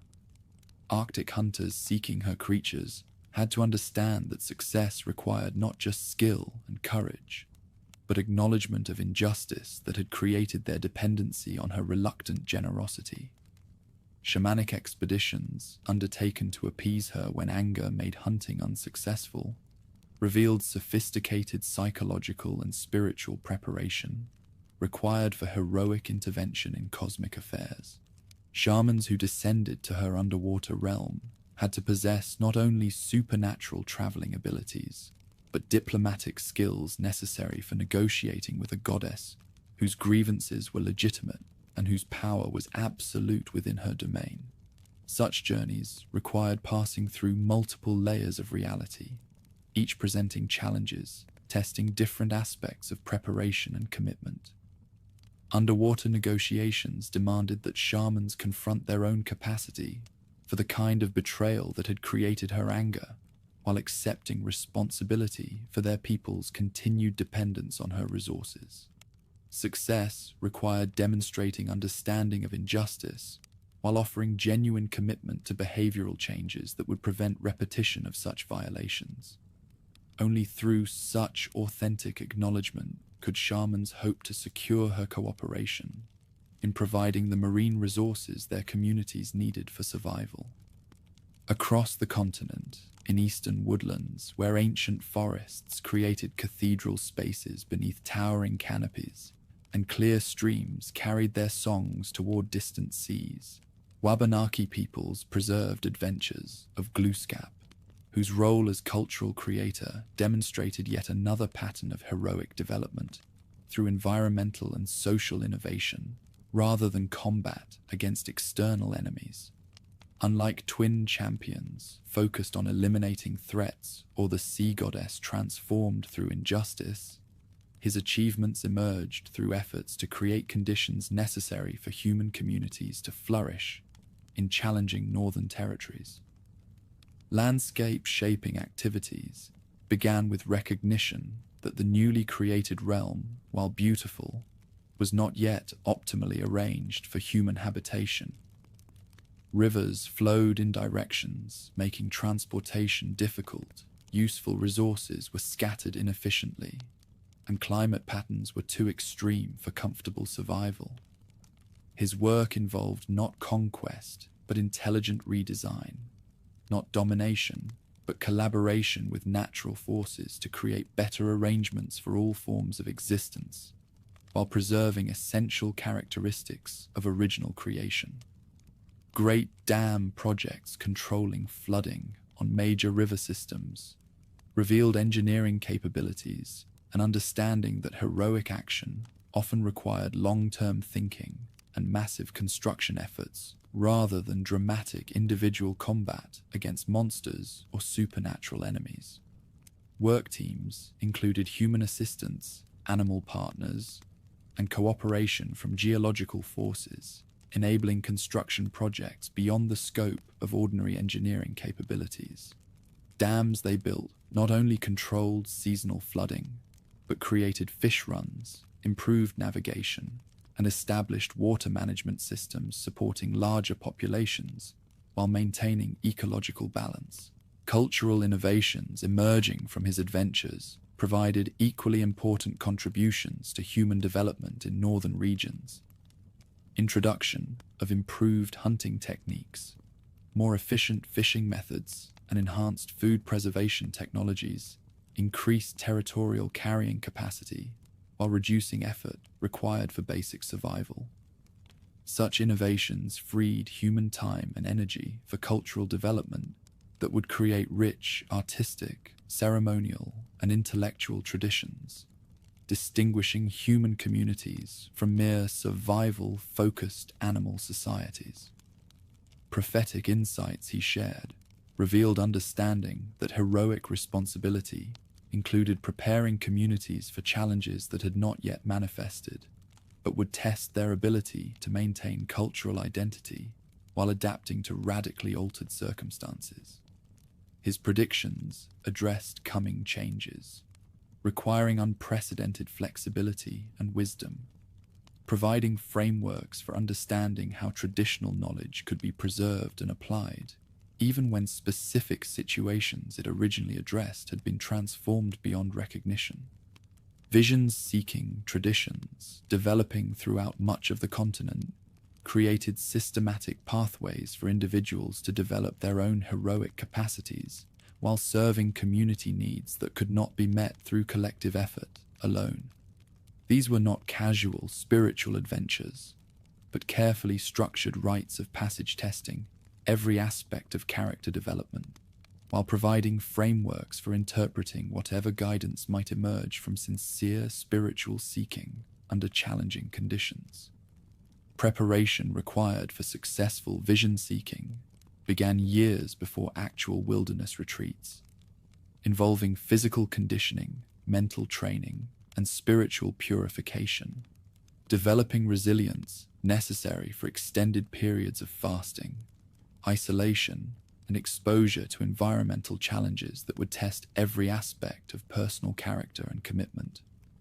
Young people learn to control fear responses, maintain mental clarity under stress, and remain open to spiritual communication, even when physical discomfort made concentration extremely difficult. Psychological preparation involved learning to distinguish between genuine spiritual guidance and hallucinations that hunger, thirst, and exhaustion could produce in desperate minds seeking relief from uncomfortable realities. Seekers had to develop discriminating wisdom that could recognize authentic communication from helpful entities while rejecting false messages that psychological stress might create to escape difficult circumstances. Such discernment required understanding differences between what they wanted to experience and what they actually needed to learn. Specific locations chosen for vision seeking were places where boundaries between ordinary reality and spiritual dimensions were particularly thin, sites where previous seekers had established successful communication with guardian entities, and where geographical features themselves facilitated altered states of consciousness, enabling supernatural encounters. These were often isolated buttes, hidden valleys, or remote lake shores where seekers could remain undisturbed while remaining safe from serious environmental dangers that might interfere with spiritual processes. Guardian entities encountered during successful vision seeking became lifelong partners, providing guidance, protection, and specialized abilities, serving both individual development and community welfare. Animal entities might offer hunting skills, endurance capabilities, or understanding of natural cycles, enabling successful prediction of weather patterns or resource availability. Plant entities could provide healing knowledge, agricultural insights, or pharmaceutical understanding necessary for effective medicine. Celestial entities brought prophetic abilities, leadership qualities, or astronomical knowledge required for accurate calendar keeping and navigation across vast territories. Community integration processes following successful vision seeking ensured that individual spiritual achievements served collective welfare rather than merely personal advancement or recognition. Returning seekers had to demonstrate how their new abilities and insights could benefit their communities, while maintaining humility, preventing spiritual pride from undermining the very gifts they had received. Integration often required additional training from elders possessing experience necessary for helping young people understand and properly use their newly acquired spiritual partnerships. Consequences for those who failed their vision seeking or who misused gifts they received provided sobering reminders about serious nature of spiritual development and potential dangers inherent in supernatural communication without proper preparation or motivation. Some seekers returned from wilderness retreats with no guardian entity contact, failure usually indicating insufficient preparation or motivation, too focused on personal advantage rather than community service. Others made contact with entities whose influence proved harmful rather than helpful, requiring intervention from experienced medicine people to restore proper spiritual balance and prevent ongoing damage. Prophetic traditions emerging from heroic adventures and vision-seeking experiences created frameworks for understanding how individual spiritual development connected to larger cosmic cycles and historical patterns affecting entire peoples over extended time periods. Such prophecies provided guidance for navigating future challenges while maintaining cultural integrity, enabling communities to adapt without losing essential identity. They addressed both immediate practical concerns and ultimate spiritual purposes, offering hope during difficult periods while maintaining realistic understanding of effort required for meaningful positive change. 7 Fires Prophecy of Anishinaabe. People demonstrated how prophetic wisdom could provide practical guidance for historical challenges while maintaining spiritual perspective on ultimate purposes, transcending immediate circumstances. Each fire represented different eras in their people's future development, with specific predictions about challenges they would face and choices determining whether they would thrive or merely survive under changing conditions. Prophecies addressed migration patterns, resource management, relationships with other peoples, technological changes, and spiritual developments, testing commitment to traditional values while requiring adaptive responses to unprecedented situations. Early fires had predicted original migrations from eastern homelands, warning of difficulties while promising that those maintaining spiritual practices would find new territories where they could flourish under different but favorable conditions. Later fires addressed establishment of communities in Great Lakes regions, providing guidance about sustainable relationships with environmental and spiritual forces they would encounter in unfamiliar territories, requiring new approaches to familiar challenges. Middle fires dealt with arrival of light-skinned peoples, bringing both opportunities and threats, testing every aspect of Anishinaabe wisdom and adaptability in ways their ancestors could never have anticipated.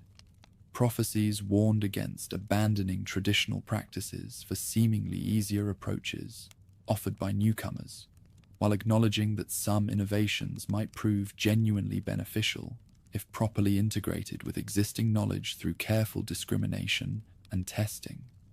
Later fires addressed spiritual challenges emerging during periods of rapid change when traditional ways would be disrupted and younger generations might lose connection with understanding their ancestors had preserved through centuries of careful transmission. Prophecies promised that those maintaining relationships with land and spiritual practices would eventually witness renewal of traditional knowledge, combined with beneficial innovations that changing circumstances required for survival and prosperity. Final Fire spoke of choice times when Anishinaabe people would decide whether to continue following ancestral paths or abandon traditional identity for assimilation into dominant cultures surrounding them. Prophecy promised that those choosing traditional paths would play crucial roles in healing not only their own communities, but broader regions damaged by approaches to existence ignoring spiritual dimensions of reality while focusing exclusively on material concerns. Integration of heroic traditions with practical community existence created ongoing expectations that individuals receiving special abilities or insights would use them in service of collective welfare rather than personal advancement or recognition. Heroes were not elevated above their communities, but remained accountable to people whose needs their special abilities were meant to serve. Such accountability prevented development of aristocratic classes, while ensuring that exceptional individuals could contribute their gifts without disrupting social harmony or creating destructive competition for status and resources.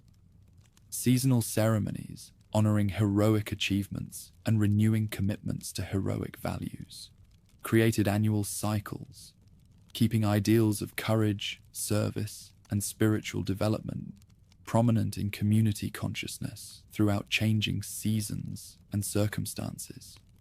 Such observances provided opportunities for individuals to recommit themselves to principles that heroes exemplified, while offering encouragement for those preparing for their own quests and challenges requiring heroic responses. Ultimate teaching, emerging from all heroic traditions, was understanding that every individual possessed potential for heroic development if they were willing to undergo preparation, testing, and service that such development required under any circumstances they might face.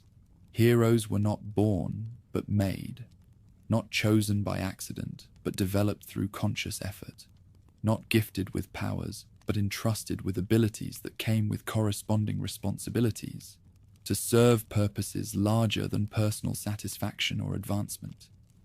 Heroes whose accounts became foundational for indigenous communities demonstrated that mortal beings could rise to meet cosmic challenges when they aligned individual will with divine purpose, when they chose service over comfort, and when they accepted that true power came through harmony with forces greater than themselves rather than domination of others.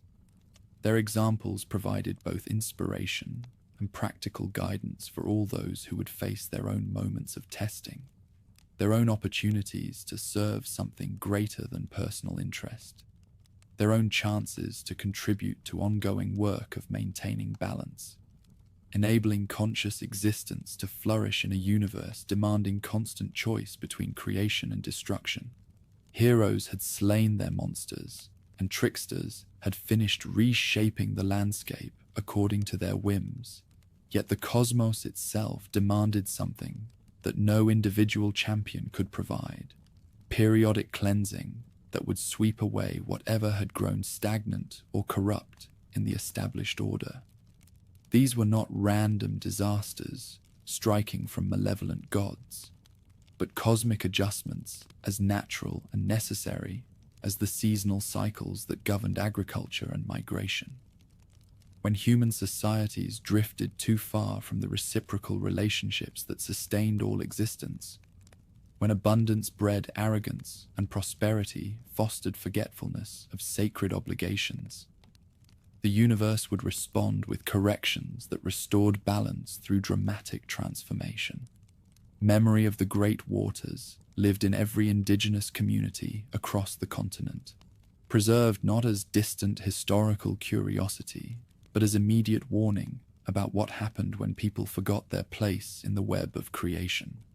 Each nation remembered the deluge through stories that shared essential insights, while reflecting the particular landscapes and circumstances that had shaped their understanding of cosmic justice. In the humid forests of the southeast, Cherokee elders spoke of floods that had risen when human behavior pushed natural tolerance beyond its breaking point. While on the windswept prairies, Mandan storytellers described inundations that followed the disruption of relationships with the buffalo peoples. Cherokee accounts began not with sudden catastrophe, but with gradual erosion of the respectful bonds that had characterized earlier generations' interactions with the natural forces sustaining their communities. Seasons had grown unpredictable over the course of several generations, with droughts extending far beyond normal patterns, followed by storms of unprecedented violence that seemed to announce some fundamental disturbance in the cosmic order. Animals began avoiding human settlements, abandoning territories they had shared peacefully for countless years, while familiar plants struggled to survive in soil that appeared to have lost its vital essence despite showing no obvious signs of damage. Shamans and elders who understood the connections between human conduct and environmental stability repeatedly warned their people that such deterioration represented more than temporary fluctuations in natural cycles. Yet prosperity had made many deaf to warnings that seemed to contradict the evidence surrounding them. Hunting parties returned with more game than their families could use. Fishing expeditions filled nets beyond capacity, and harvest festivals celebrated agricultural abundance that exceeded storage capabilities. Why worry about sustainability when such obvious plenty surrounded them? Individual violations that seemed trivial in isolation began accumulating into patterns that revealed systematic breakdown of reciprocal relationships. Hunters killed far more deer than they could use, leaving carcasses to rot rather than investing effort in proper preservation. Fishermen blocked entire streams with nets that prevented spawning runs, ensuring short-term abundance while destroying future productivity. Farmers cleared forests without considering the animals that depended on those trees, viewing land as empty space, waiting to be improved, rather than as habitats supporting complex communities of relatives. Each broken relationship created small tears in the web, connecting all forms of consciousness. And these tears multiplied faster than natural healing processes could repair them. Animal nations began withdrawing their cooperation from human activities despite continued abundance, making hunting and fishing increasingly difficult through means that defied ordinary explanation. Plant peoples withheld their gifts even from soil that should have supported vigorous growth, causing crop failures that mystified farmers who had followed traditional agricultural practices. Weather spirits responded to this systematic breakdown by sending increasingly severe warnings that disrupted the predictable patterns, enabling seasonal planning and long-term survival strategies. Storms arrived without customary signs, while periods of calm weather lasted so long that communities began assuming dangerous conditions had permanently passed. When the great rains finally began, they came not as seasonal flooding that informed observers could anticipate and prepare for, but as relentless precipitation that continued week after week until even the most experienced weather readers admitted they had never witnessed anything comparable. Waters rose with implacable persistence, first filling valleys and low places, then covering hills, finally reaching heights that submerged even sacred sites positioned on elevated ground specifically to remain accessible during normal flood cycles. Communities that initially sought refuge on higher ground discovered themselves trapped on shrinking islands, watching helplessly as water levels continued rising beyond anything previous experience suggested possible.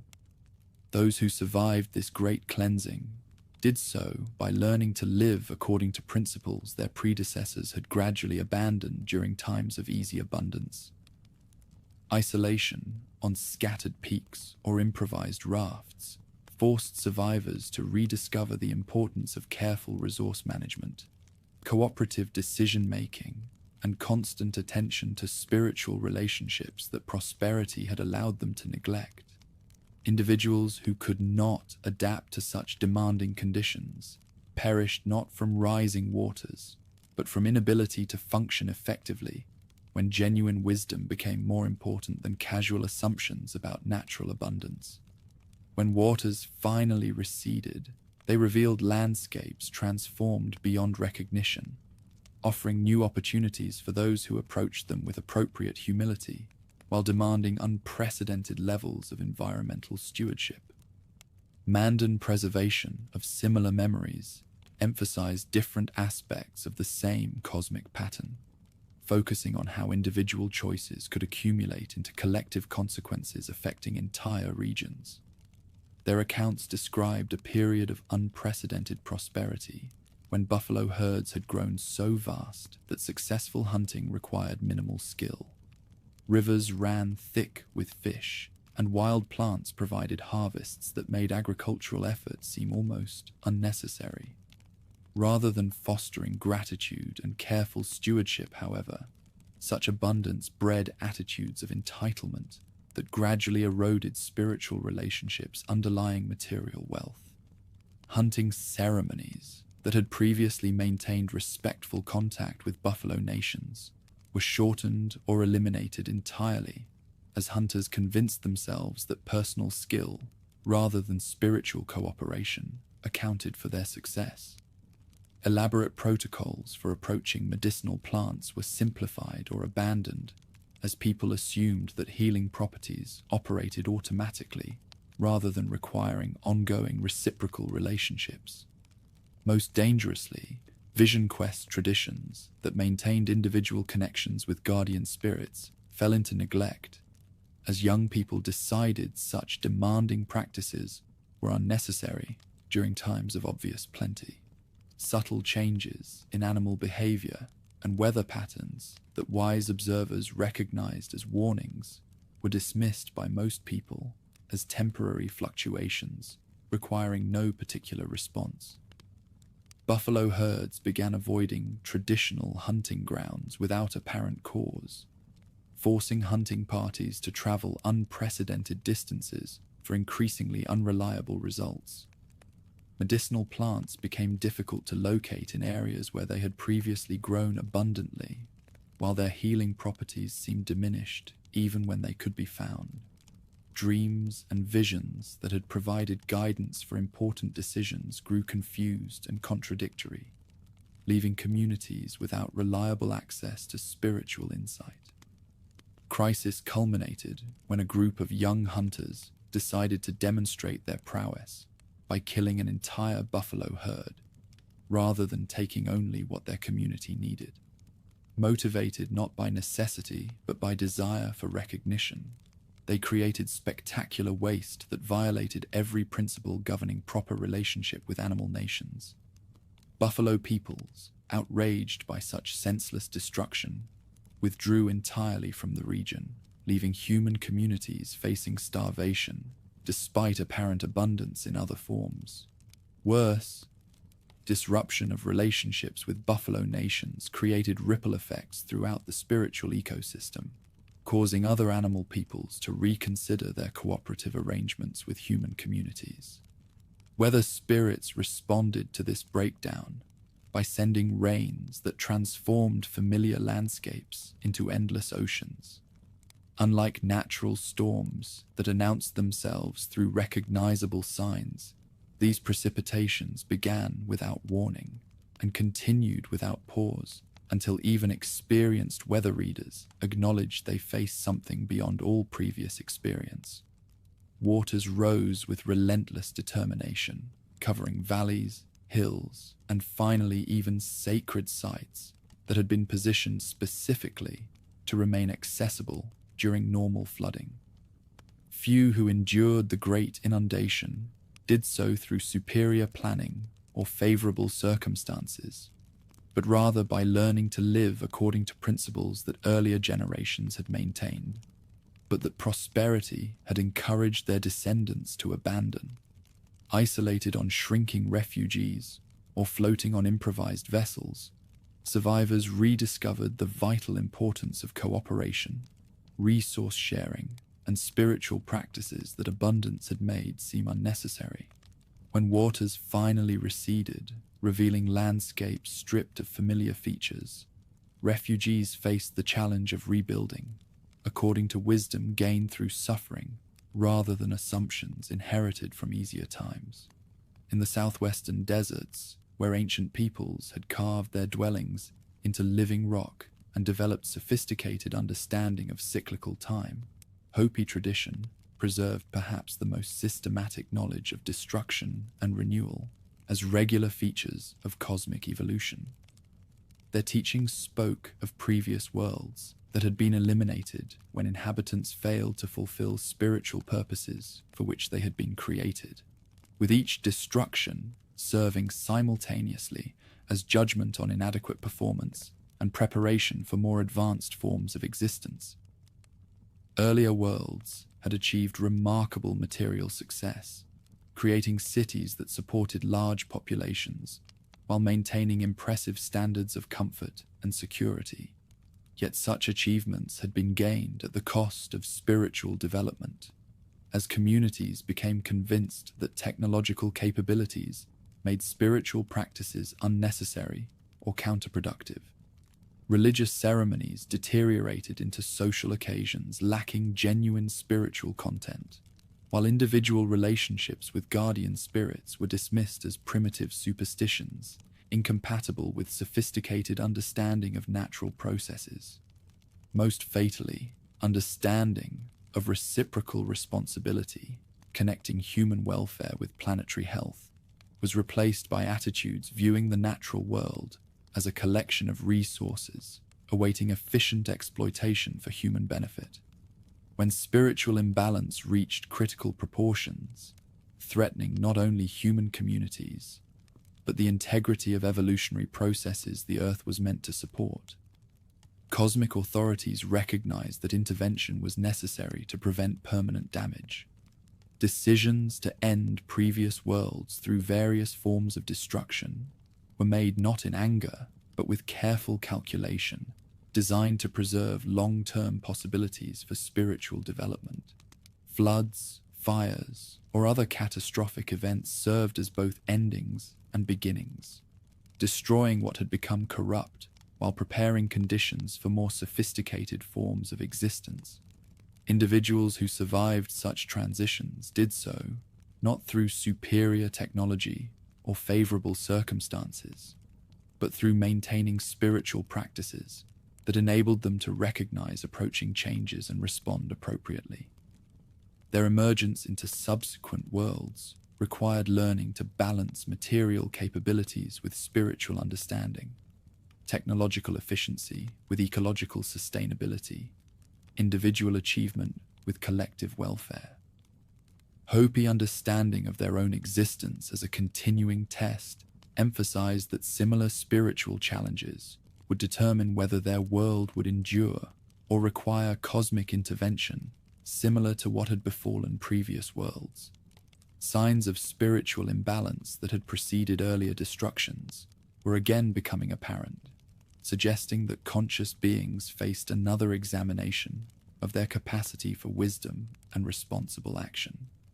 Yet accumulated knowledge from previous cycles provided unprecedented resources for those willing to learn from historical patterns rather than repeating them. Anishinaabe preservation of prophetic tradition through the Seven Fires teaching provided detailed guidance for navigating historical and spiritual developments, that would test their ability to maintain traditional wisdom while adapting to unprecedented circumstances. Each fire represented both particular challenges and opportunities for demonstrating the viability of indigenous approaches to existence, with accuracy of predictions being demonstrated through complex histories of contact with European peoples and their technologies.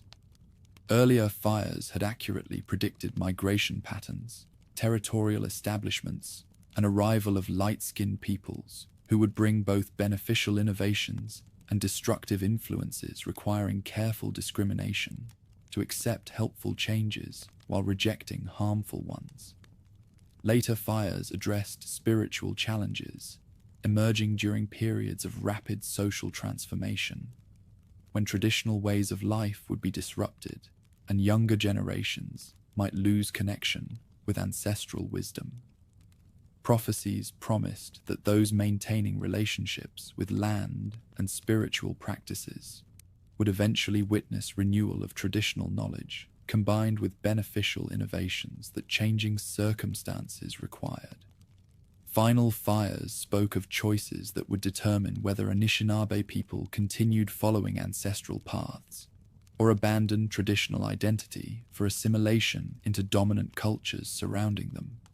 Prophecies promised that those choosing traditional paths would contribute crucially to healing not only their own communities, but broader regions damaged by approaches to existence that ignored spiritual dimensions of reality. Fulfillment of these predictions remained in process as communities worked to preserve essential cultural elements while adapting to modern circumstances their ancestors could never have imagined. Star knowledge, preserved by numerous indigenous peoples, provided astronomical frameworks for understanding cyclical processes as manifestations of cosmic patterns operating on scales far exceeding individual lifetimes or particular civilizations. Movement of celestial bodies encoded information about timing of major transitions, while relationships between different astronomical cycles revealed mathematical principles governing cosmic evolution. Such knowledge enabled some communities to anticipate climatic disruptions and implement appropriate preparatory measures, while correlations between celestial configurations and periods of increased instability provided early warning systems for responsive societies. Lakota astronomical understanding connected earthly events with celestial movements through observation techniques, refined over centuries of careful attention to correlations between sky phenomena and terrestrial changes.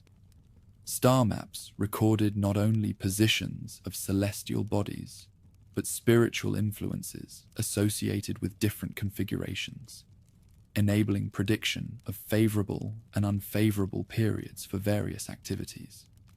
Buffalo calf pipe teachings included astronomical knowledge connecting renewal ceremonies with cosmic cycles, ensuring human activities remained synchronized with larger patterns of cosmic development. Migration stories, preserved by many peoples, encoded astronomical navigation techniques, enabling successful travel across vast territories, without reliance on permanent landmarks that geological or climatic changes might alter. These oral maps used star positions, seasonal changes, and migratory animal behavior to create navigation systems remaining reliable across centuries, while adapting automatically to gradual environmental modifications. Such knowledge proved essential during periods when major disruptions forced communities to relocate quickly, while maintaining cultural continuity. Renewal ceremonies, emerging from understanding of cyclical patterns, created cultural mechanisms for preventing accumulation of spiritual imbalances that might otherwise trigger catastrophic corrections. These observances provided regular opportunities for communities to assess their relationships with spiritual forces, identify problems before they became critical, and implement corrective actions maintaining harmony without requiring external intervention. Sundance traditions exemplified such practices, creating annual cycles of sacrifice and commitment that renewed individual and collective relationships with cosmic forces sustaining existence. Plains peoples developed these ceremonies to include physical demands, testing participants' dedication, while spiritual dimensions enabled direct communication, with influences governing weather, hunting success, and social harmony. Greencorn's ceremonies served similar functions within agricultural contexts, providing annual opportunities for communities to cleanse accumulated spiritual imbalances while celebrating renewal, making continued existence possible. Winter count traditions maintained historical records, enabling communities to track long-term patterns while preserving knowledge about effective responses to recurring challenges.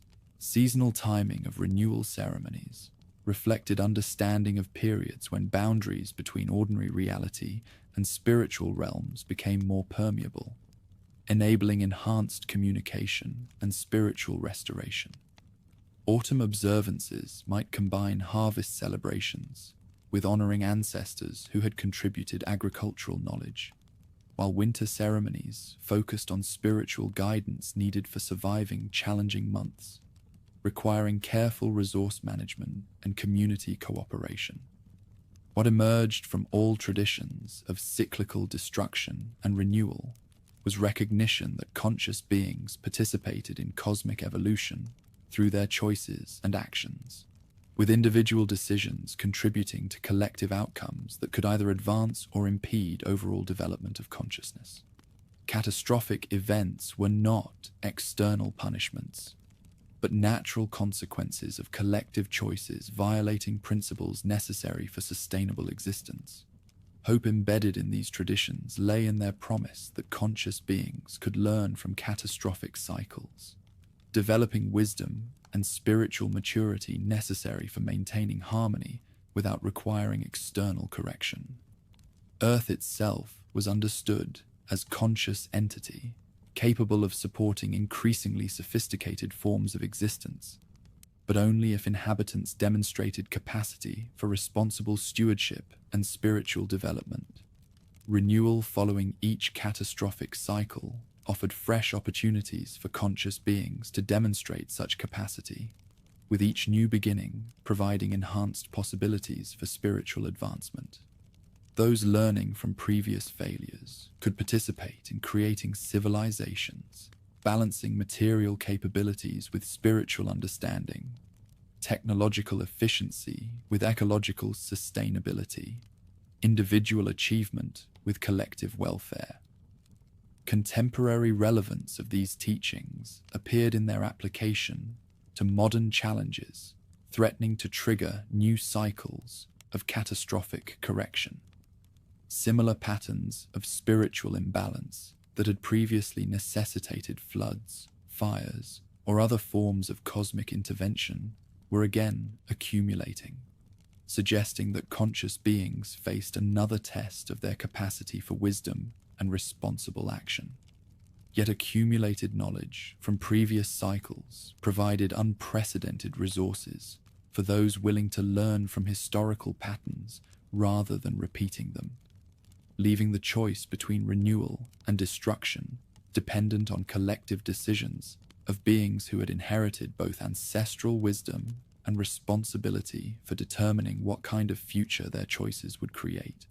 When the great waters receded and the cosmic fires burned themselves out, when the heroes had completed their monster-slaying campaigns and the tricksters had finished reshaping the landscape, a profound truth remained that transcended all earthly transformations. Consciousness itself proved indestructible, capable of surviving the dissolution of material forms and continuing its evolution through realms that existed beyond ordinary perception. What others might call death revealed itself as merely another doorway, no more final than the passage from childhood to adulthood, opening onto territories where essence could flourish, freed from the constraints of flesh and bone. Across the great northern plains, where the Milky Way stretched like a luminous highway through the star-drunk darkness, Lakota vision seekers had mapped the route that departing souls would follow when their earthly work was complete. This divine trail was no metaphor spun by grieving minds, but a pathway as real as any buffalo trace, marked by celestial landmarks that guided traveling spirits toward their next phase of existence. When a person's final breath escaped their lips, multiple aspects of their being began a careful separation that had been years in preparation, each element seeking its proper destination in the vast geography of the afterlife. Nagi, the breath soul carrying personal memory and identity, would begin the long trek westward along the star path, while other fragments of consciousness might linger near familiar places or attach themselves to cherished objects that held the imprint of a lifetime's devotion. This journey demanded more than simple navigation skills. It required spiritual preparation that could only be accomplished through a lifetime of proper relationship with the sacred forces governing existence. Those who had lived in harmony with cosmic law found their passage smooth and swift, while those burdened by unresolved conflicts discovered obstacles that demanded resolution before they could proceed. Halfway along the divine trail flowed a great river that separated the territories still touched by earthly concerns from the deeper realms where ancestors dwelt in their transformed state. Only a single log bridged these rushing waters, its surface worn smooth by countless spiritual crossings, so narrow that perfect balance became essential for safe passage. Here the accumulated wisdom of a lifetime revealed its true value, as souls who had cultivated spiritual equilibrium during their material existence stepped confidently across, while those still heavy with earthly attachments found themselves tumbling into the swift current below. Yet even failure at this crossing carried its own mercy. Souls who fell discovered themselves not destroyed, but transported to intermediate territories, where they could continue the spiritual work that life had left unfinished. Divine teachers and previously departed relatives waited in these healing spaces, offering guidance and support that enabled continued growth under conditions more favorable than the harsh testing ground of earthly existence. No soul was abandoned or condemned. Each was given whatever time and assistance it needed to complete its preparation for the higher realms. Beyond the bridge stretched territories of such beauty and harmony that earthly language could offer only pale approximations of their reality.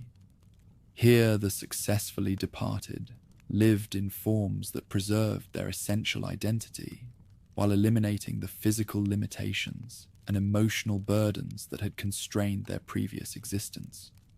These transformed beings maintained active interest in their earthly relatives, serving as guides and protectors whose influence could still touch material events when proper ceremonial channels remained open between the realms. Vision quests and sweat lodge ceremonies could temporarily thin the barriers separating the living from their departed kin, creating opportunities for direct communication that provided both comfort and practical guidance. Families who maintained these spiritual connections through appropriate rituals found themselves supported by accumulated ancestral wisdom that could help them navigate challenges no individual knowledge could address. Those who neglected these relationships, however, cut themselves off from resources that might prove essential during times of crisis or difficult decision-making. Far to the southwest, where red mesa walls caught fire in the setting sun, and ancient dwellings carved from living rock bore witness to vanished civilizations, Hopi understanding painted an entirely different picture of the soul's post-mortem destination. Rather than journeying to distant star realms, departed spirits returned to the underworld from which all life had originally emerged, completing a cosmic circle that transformed ending into renewal. This return represented not retreat, but homecoming, as spirits brought the accumulated wisdom of earthly experience back to the source of all creative power. Elaborate ceremonies guided this homeward journey, transforming what other peoples might view as loss into celebration of completion and new beginning. When properly conducted, these rituals help departing souls release their attachments to material existence while preserving the essential learning that would serve their new role as Kachinas, divine beings whose ongoing work maintained the cosmic balance, enabling life to flourish throughout the universe. Each returned spirit would undergo transformation that expanded rather than diminished their capabilities, gaining access to powers and knowledge that had been beyond their reach during physical embodiment. As Kachinas, these transformed ancestors continued their involvement in human affairs through the elaborate ceremonial cycles that brought divine energy into material manifestation. Masked dancers who had undergone proper purification and training could temporarily embody Kachina presence, creating rain clouds, healing sickness, resolving conflicts, and blessing communities that maintained appropriate relationships with both the natural world and the spirit realm. Success in these ceremonies depended not merely on technical skill, but on the spiritual readiness of entire communities to receive and properly utilize the gifts their ancestors offered. In the eastern woodlands, where cathedral forests filtered sunlight into dancing patterns and streams sang their way toward distant seas, Cherokee tradition described the Nightland as a parallel realm coexisting with ordinary reality, but separated by barriers that normally prevented direct interaction between the two dimensions. Departed souls continued their existence in communities remarkably similar to those they had known during life, engaging in familiar activities while freed from the sufferings and limitations that characterize material existence.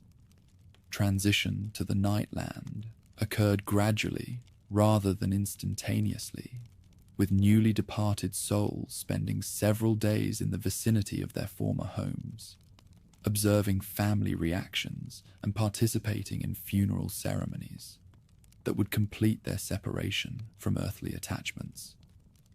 During this liminal period, they could sometimes be perceived by living relatives who possessed sufficient spiritual sensitivity to recognize their presence, creating opportunities for final communications that provided both comfort and practical guidance. When departure time finally arrived, divine guides would meet the soul at the banks of the great river, separating the realm of the living from the territories of the dead, providing assistance appropriate to the spiritual development each individual had achieved during their lifetime.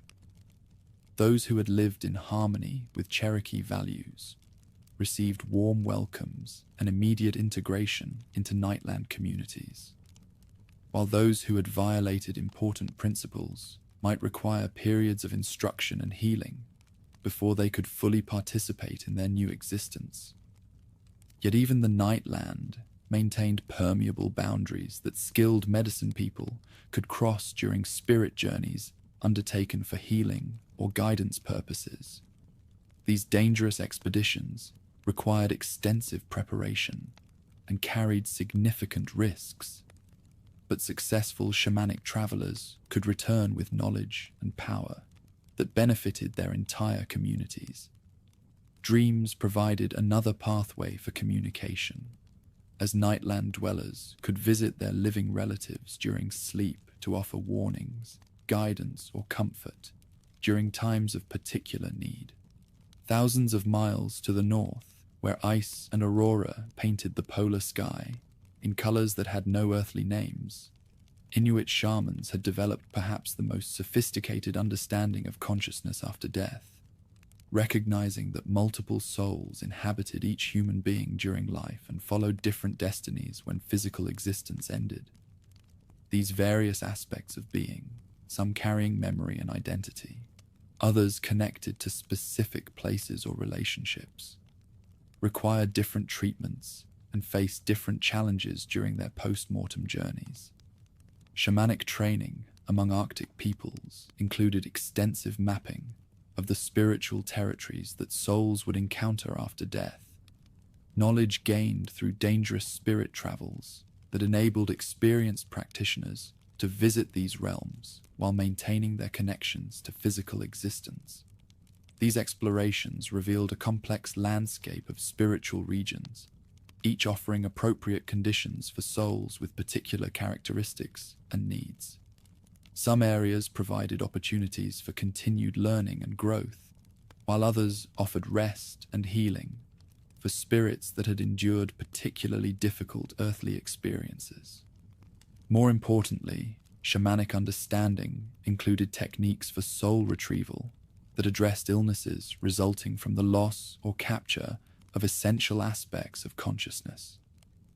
When serious sickness or psychological disturbance indicated that part of a patient's soul had become separated from their physical body, skilled shamans could undertake rescue missions into the same territories that souls would encounter after death. These healing journeys required not only supernatural traveling abilities, but diplomatic skills for negotiating with potentially hostile spirits, and the physical endurance necessary to complete round-trip expeditions between the realm of the living and various afterworld territories. Success in such missions depended on years of training that typically began in childhood, with experiences demonstrating unusual sensitivity to spiritual realities. Potential shamans might receive visits from spirit guides, experience prophetic dreams, or display abilities to perceive events occurring at great distances. This initial sensitivity required development through apprenticeships that taught complex techniques for safe travel in non-ordinary reality, including methods for recognizing helpful versus harmful spirits and maintaining sufficient spiritual protection to survive encounters with dangerous entities. Throughout indigenous North America, sacred bundle traditions provided systematic approaches for maintaining ongoing relationships with deceased relatives while accessing the guidance and protection they could offer from their transformed state. Each bundle represented years or decades of careful accumulation and spiritual preparation, containing objects that had belonged to departed family members or that had been specially empowered to serve as communication devices between the realm of the living and the territories of the dead. Proper care and use of these bundles required extensive knowledge of ceremonial protocols governing communication with ancestor spirits, as well as personal maintenance of the spiritual purity necessary for effective intermediary work. Bundle keepers who preserved appropriate relationships with their departed relatives could receive guidance covering every aspect of community life, from hunting and agricultural decisions to conflict resolution and marriage arrangements. Access to this ancestral wisdom often proved essential for solving problems that individual knowledge alone could not address. Burial practices throughout the continent reflected sophisticated understanding of each soul's needs during transition from physical to spiritual existence. Some traditions emphasized providing departing spirits with objects and provisions that would assist their journey to ancestral territories, while others focused on ceremonies designed to help souls release earthly attachments and embrace their new spiritual condition. Orientation of graves often reflected beliefs about the direction spirits would travel after leaving physical bodies, while timing of burial ceremonies took advantage of astronomical or seasonal conditions that would facilitate successful transitions. Mourning practices served multiple functions beyond providing emotional support for grieving families. Extended mourning periods included specific rituals designed to assist departing souls' journeys, while the conclusion of formal mourning marked establishment of new relationships between the living and the dead that would continue throughout their remaining lifetimes. Taboos and restrictions surrounding death reflected understanding of spiritual dynamics involved in consciousness transitions, with certain foods avoided and specific activities prohibited to prevent interference with delicate processes of transformation. Dreams and visions occurring during mourning periods were understood as communications from departing spirits, providing reassurance about successful transitions while offering final guidance to living relatives. These experiences required careful interpretation by qualified spiritual advisors who could distinguish between genuine spirit communication and psychological projections that grief might create. Annual ceremonies honoring deceased relatives created ongoing opportunities for maintaining connections with ancestor spirits, while celebrating continuing bonds linking the living and the dead. Seasonal timing of these ancestor ceremonies often reflected beliefs about periods when boundaries between ordinary reality and spirit realms became more permeable, enabling enhanced communication between dimensions. Autumn festivals might combine harvest celebrations with honoring ancestors who had contributed agricultural knowledge, while winter ceremonies focused on spiritual guidance needed to survive challenging months when communities relied on stored resources and careful planning. Teaching functions served by ancestor veneration extended far beyond religious observance to encompass practical instruction in survival skills, social values, and cultural knowledge. Stories told about deceased relatives preserved crucial information about historical events, environmental changes, and successful strategies for dealing with recurring challenges. Guidance received from ancestor spirits provided frameworks for making decisions that individual wisdom alone might prove insufficient to address. What emerged from all indigenous traditions concerning death and afterlife was recognition that consciousness itself constituted the fundamental reality underlying all material manifestations.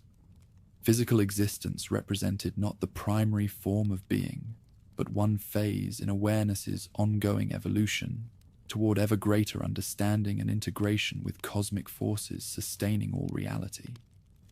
Territories awaiting souls after physical death were not distant rewards or punishments, but immediate realities interpenetrating the world of the living while remaining normally invisible to ordinary perception. Ancestors dwelling in spiritual realms continued active participation in their descendants' lives, while pursuing their own ongoing development in forms freed from material constraints. Practices developed for maintaining communication with ancestor spirits created rich spiritual ecosystems where guidance, healing, and protection flowed continuously between the world of the living and territories of the dead. These connections provided not only comfort and practical assistance, but constant reminders that individual existence formed part of a much larger fabric of consciousness, transcending apparent boundaries of birth and death. Generations of careful attention to spiritual realities revealed profound insights into consciousness itself and possibilities awaiting all beings willing to undertake ongoing spiritual development. Death appeared not as termination, but transformation, not ending, but continuation, not separation, but deeper integration into the cosmic community, embracing all forms of conscious existence. What seemed like loss revealed itself as graduation to expanded awareness, while apparent finality dissolved into recognition of eternal cycles connecting all consciousness in relationships that no physical dissolution could destroy. Consciousness had journeyed through creation and destruction, through heroic quests and trickster transformations, yet the greatest miracle remained not in any single tale, but in the persistence of the telling itself. Across centuries of upheaval that would have silenced lesser traditions, these accounts continued to flow from elder lips to eager ears, carrying within their ancient rhythms all the accumulated wisdom needed to navigate an ever-changing world.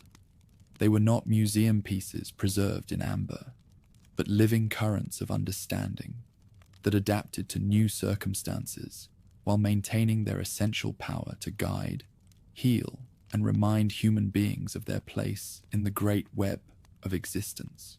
Winter lodges had always been the universities of indigenous North America, where snow-locked months provided opportunity for the deep teaching that could not be accomplished during active seasons.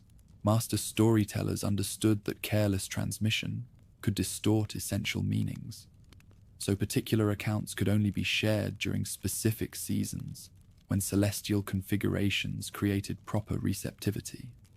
Summer stories taught practical skills for immediate survival, while winter narratives addressed deeper mysteries requiring contemplative understanding. Sacred narratives demanded even more careful handling, with some restricted to ceremonial contexts, and others requiring years of preparation before listeners could receive them without spiritual harm. When European contact created unprecedented challenges, indigenous teachers proved remarkably adaptable while preserving essential principles. Missions, schools, and government boarding institutions that attempted to eliminate cultural transmission found themselves confronting traditions far more resilient than expected. Children forbidden to speak native languages developed coded ways of preserving knowledge through seemingly innocent activities. Games that appeared harmless actually taught traditional geography, seasonal observations, and social protocols. Songs carried complex mnemonics preserving astronomical data, historical chronologies, and ceremonial instructions. Grandmothers denied direct access to grandchildren found ways to transmit crucial teachings through brief encounters. Beadwork patterns carried maps, calendars, and ceremonial diagrams that could be consulted throughout life without attracting hostile attention. Some communities preserved traditions by concealing them within imposed religious and educational structures, infusing Christian ceremonies with indigenous meanings while supplementing academic subjects with traditional knowledge.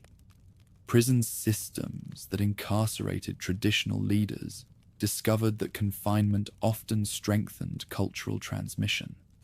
Forced proximity enabled intensive teaching that might have taken years under normal circumstances, while shared hardship created bonds, ensuring careful preservation of knowledge. Many effective 20th century indigenous teachers credited their time in federal prisons with providing the focused study that prepared them for leadership roles. Urban relocation programs that scattered families across distant cities inadvertently created networks for cultural exchange, crossing traditional tribal boundaries.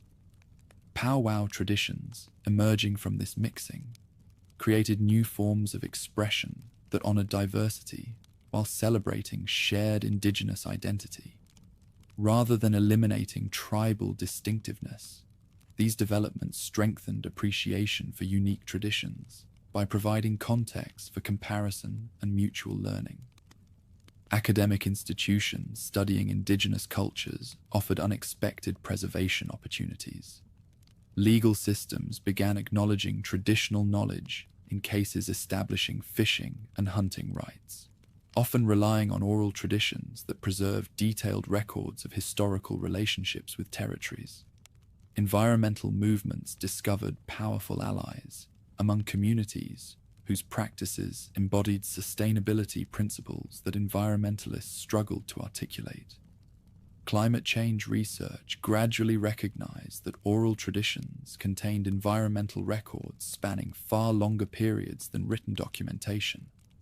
Traditional weather prediction methods proved remarkably accurate when evaluated using modern meteorological understanding. Political movements for self-determination drew strength from governance systems, offering alternatives to both colonial structures and mainstream institutions. Educational institutions developed by indigenous communities created new models integrating traditional knowledge with contemporary disciplines. Language immersion programs combining storytelling with modern techniques proved effective at preserving endangered languages. Technology proved adaptable to indigenous purposes. Digital recording preserved traditional songs and ceremonies.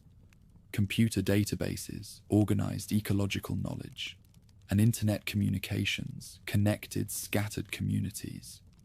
Contemporary indigenous writers publishing traditional stories reached audiences beyond their communities while maintaining cultural integrity. Visual artists revitalized traditional techniques through programs connecting elder artists with younger students. Musicians combining traditional songs with contemporary instruments created new forms, attracting young people who might otherwise remain disconnected from their heritage. Medical systems began recognizing traditional healing practices and seeking integration with contemporary healthcare. Agricultural researchers discovered that traditional farming techniques often produced better long-term results while requiring fewer external inputs. Urban planning initiatives found that traditional ecosystem knowledge could inform development projects, reducing environmental impact. Economic development, drawing on traditional knowledge, created opportunities for communities to participate in contemporary markets while maintaining cultural integrity. Tourism that respectfully showcased indigenous cultures created revenue streams supporting preservation, while educating visitors about continuing vitality.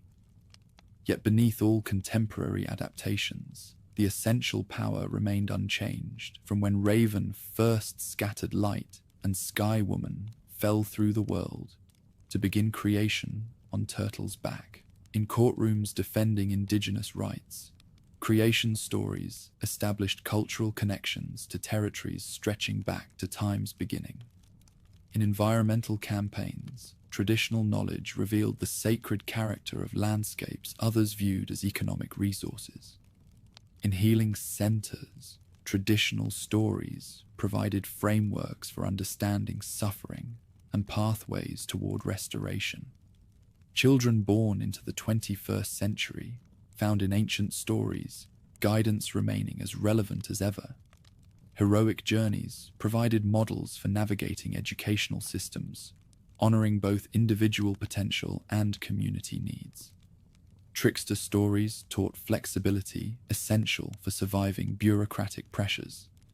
Vision Quest traditions offered meaningful alternatives to mainstream coming-of-age experiences. Elders who survived boarding schools and cultural suppression found themselves sought by younger generations, hungry for preserved knowledge. Language revitalization programs, bringing together elder speakers with young learners, created intergenerational connections, healing wounds from forced disruption. What emerged was not nostalgic recreation, but creative adaptation of living traditions to contemporary realities, honoring essential principles while embracing beneficial innovations. As the new millennium progressed, indigenous traditions revealed themselves not as disappearing remnants, but as vital resources for species survival. Climate change, environmental degradation, and spiritual alienation had been anticipated in traditional prophecies that also provided guidance for restoration. Ancient stories that sustained communities through centuries of oppression now offered hope and practical wisdom for all humans facing challenges conventional worldviews seemed unable to address.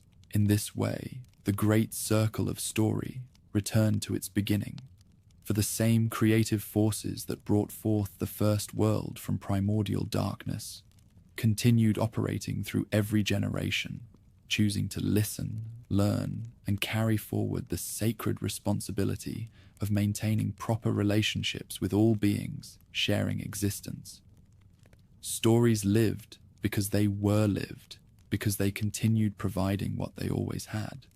Guidance for conscious beings seeking to fulfill their role in the great ongoing creation that had no beginning and would have no end, as long as voices remained to speak the stories and hearts prepared to receive them.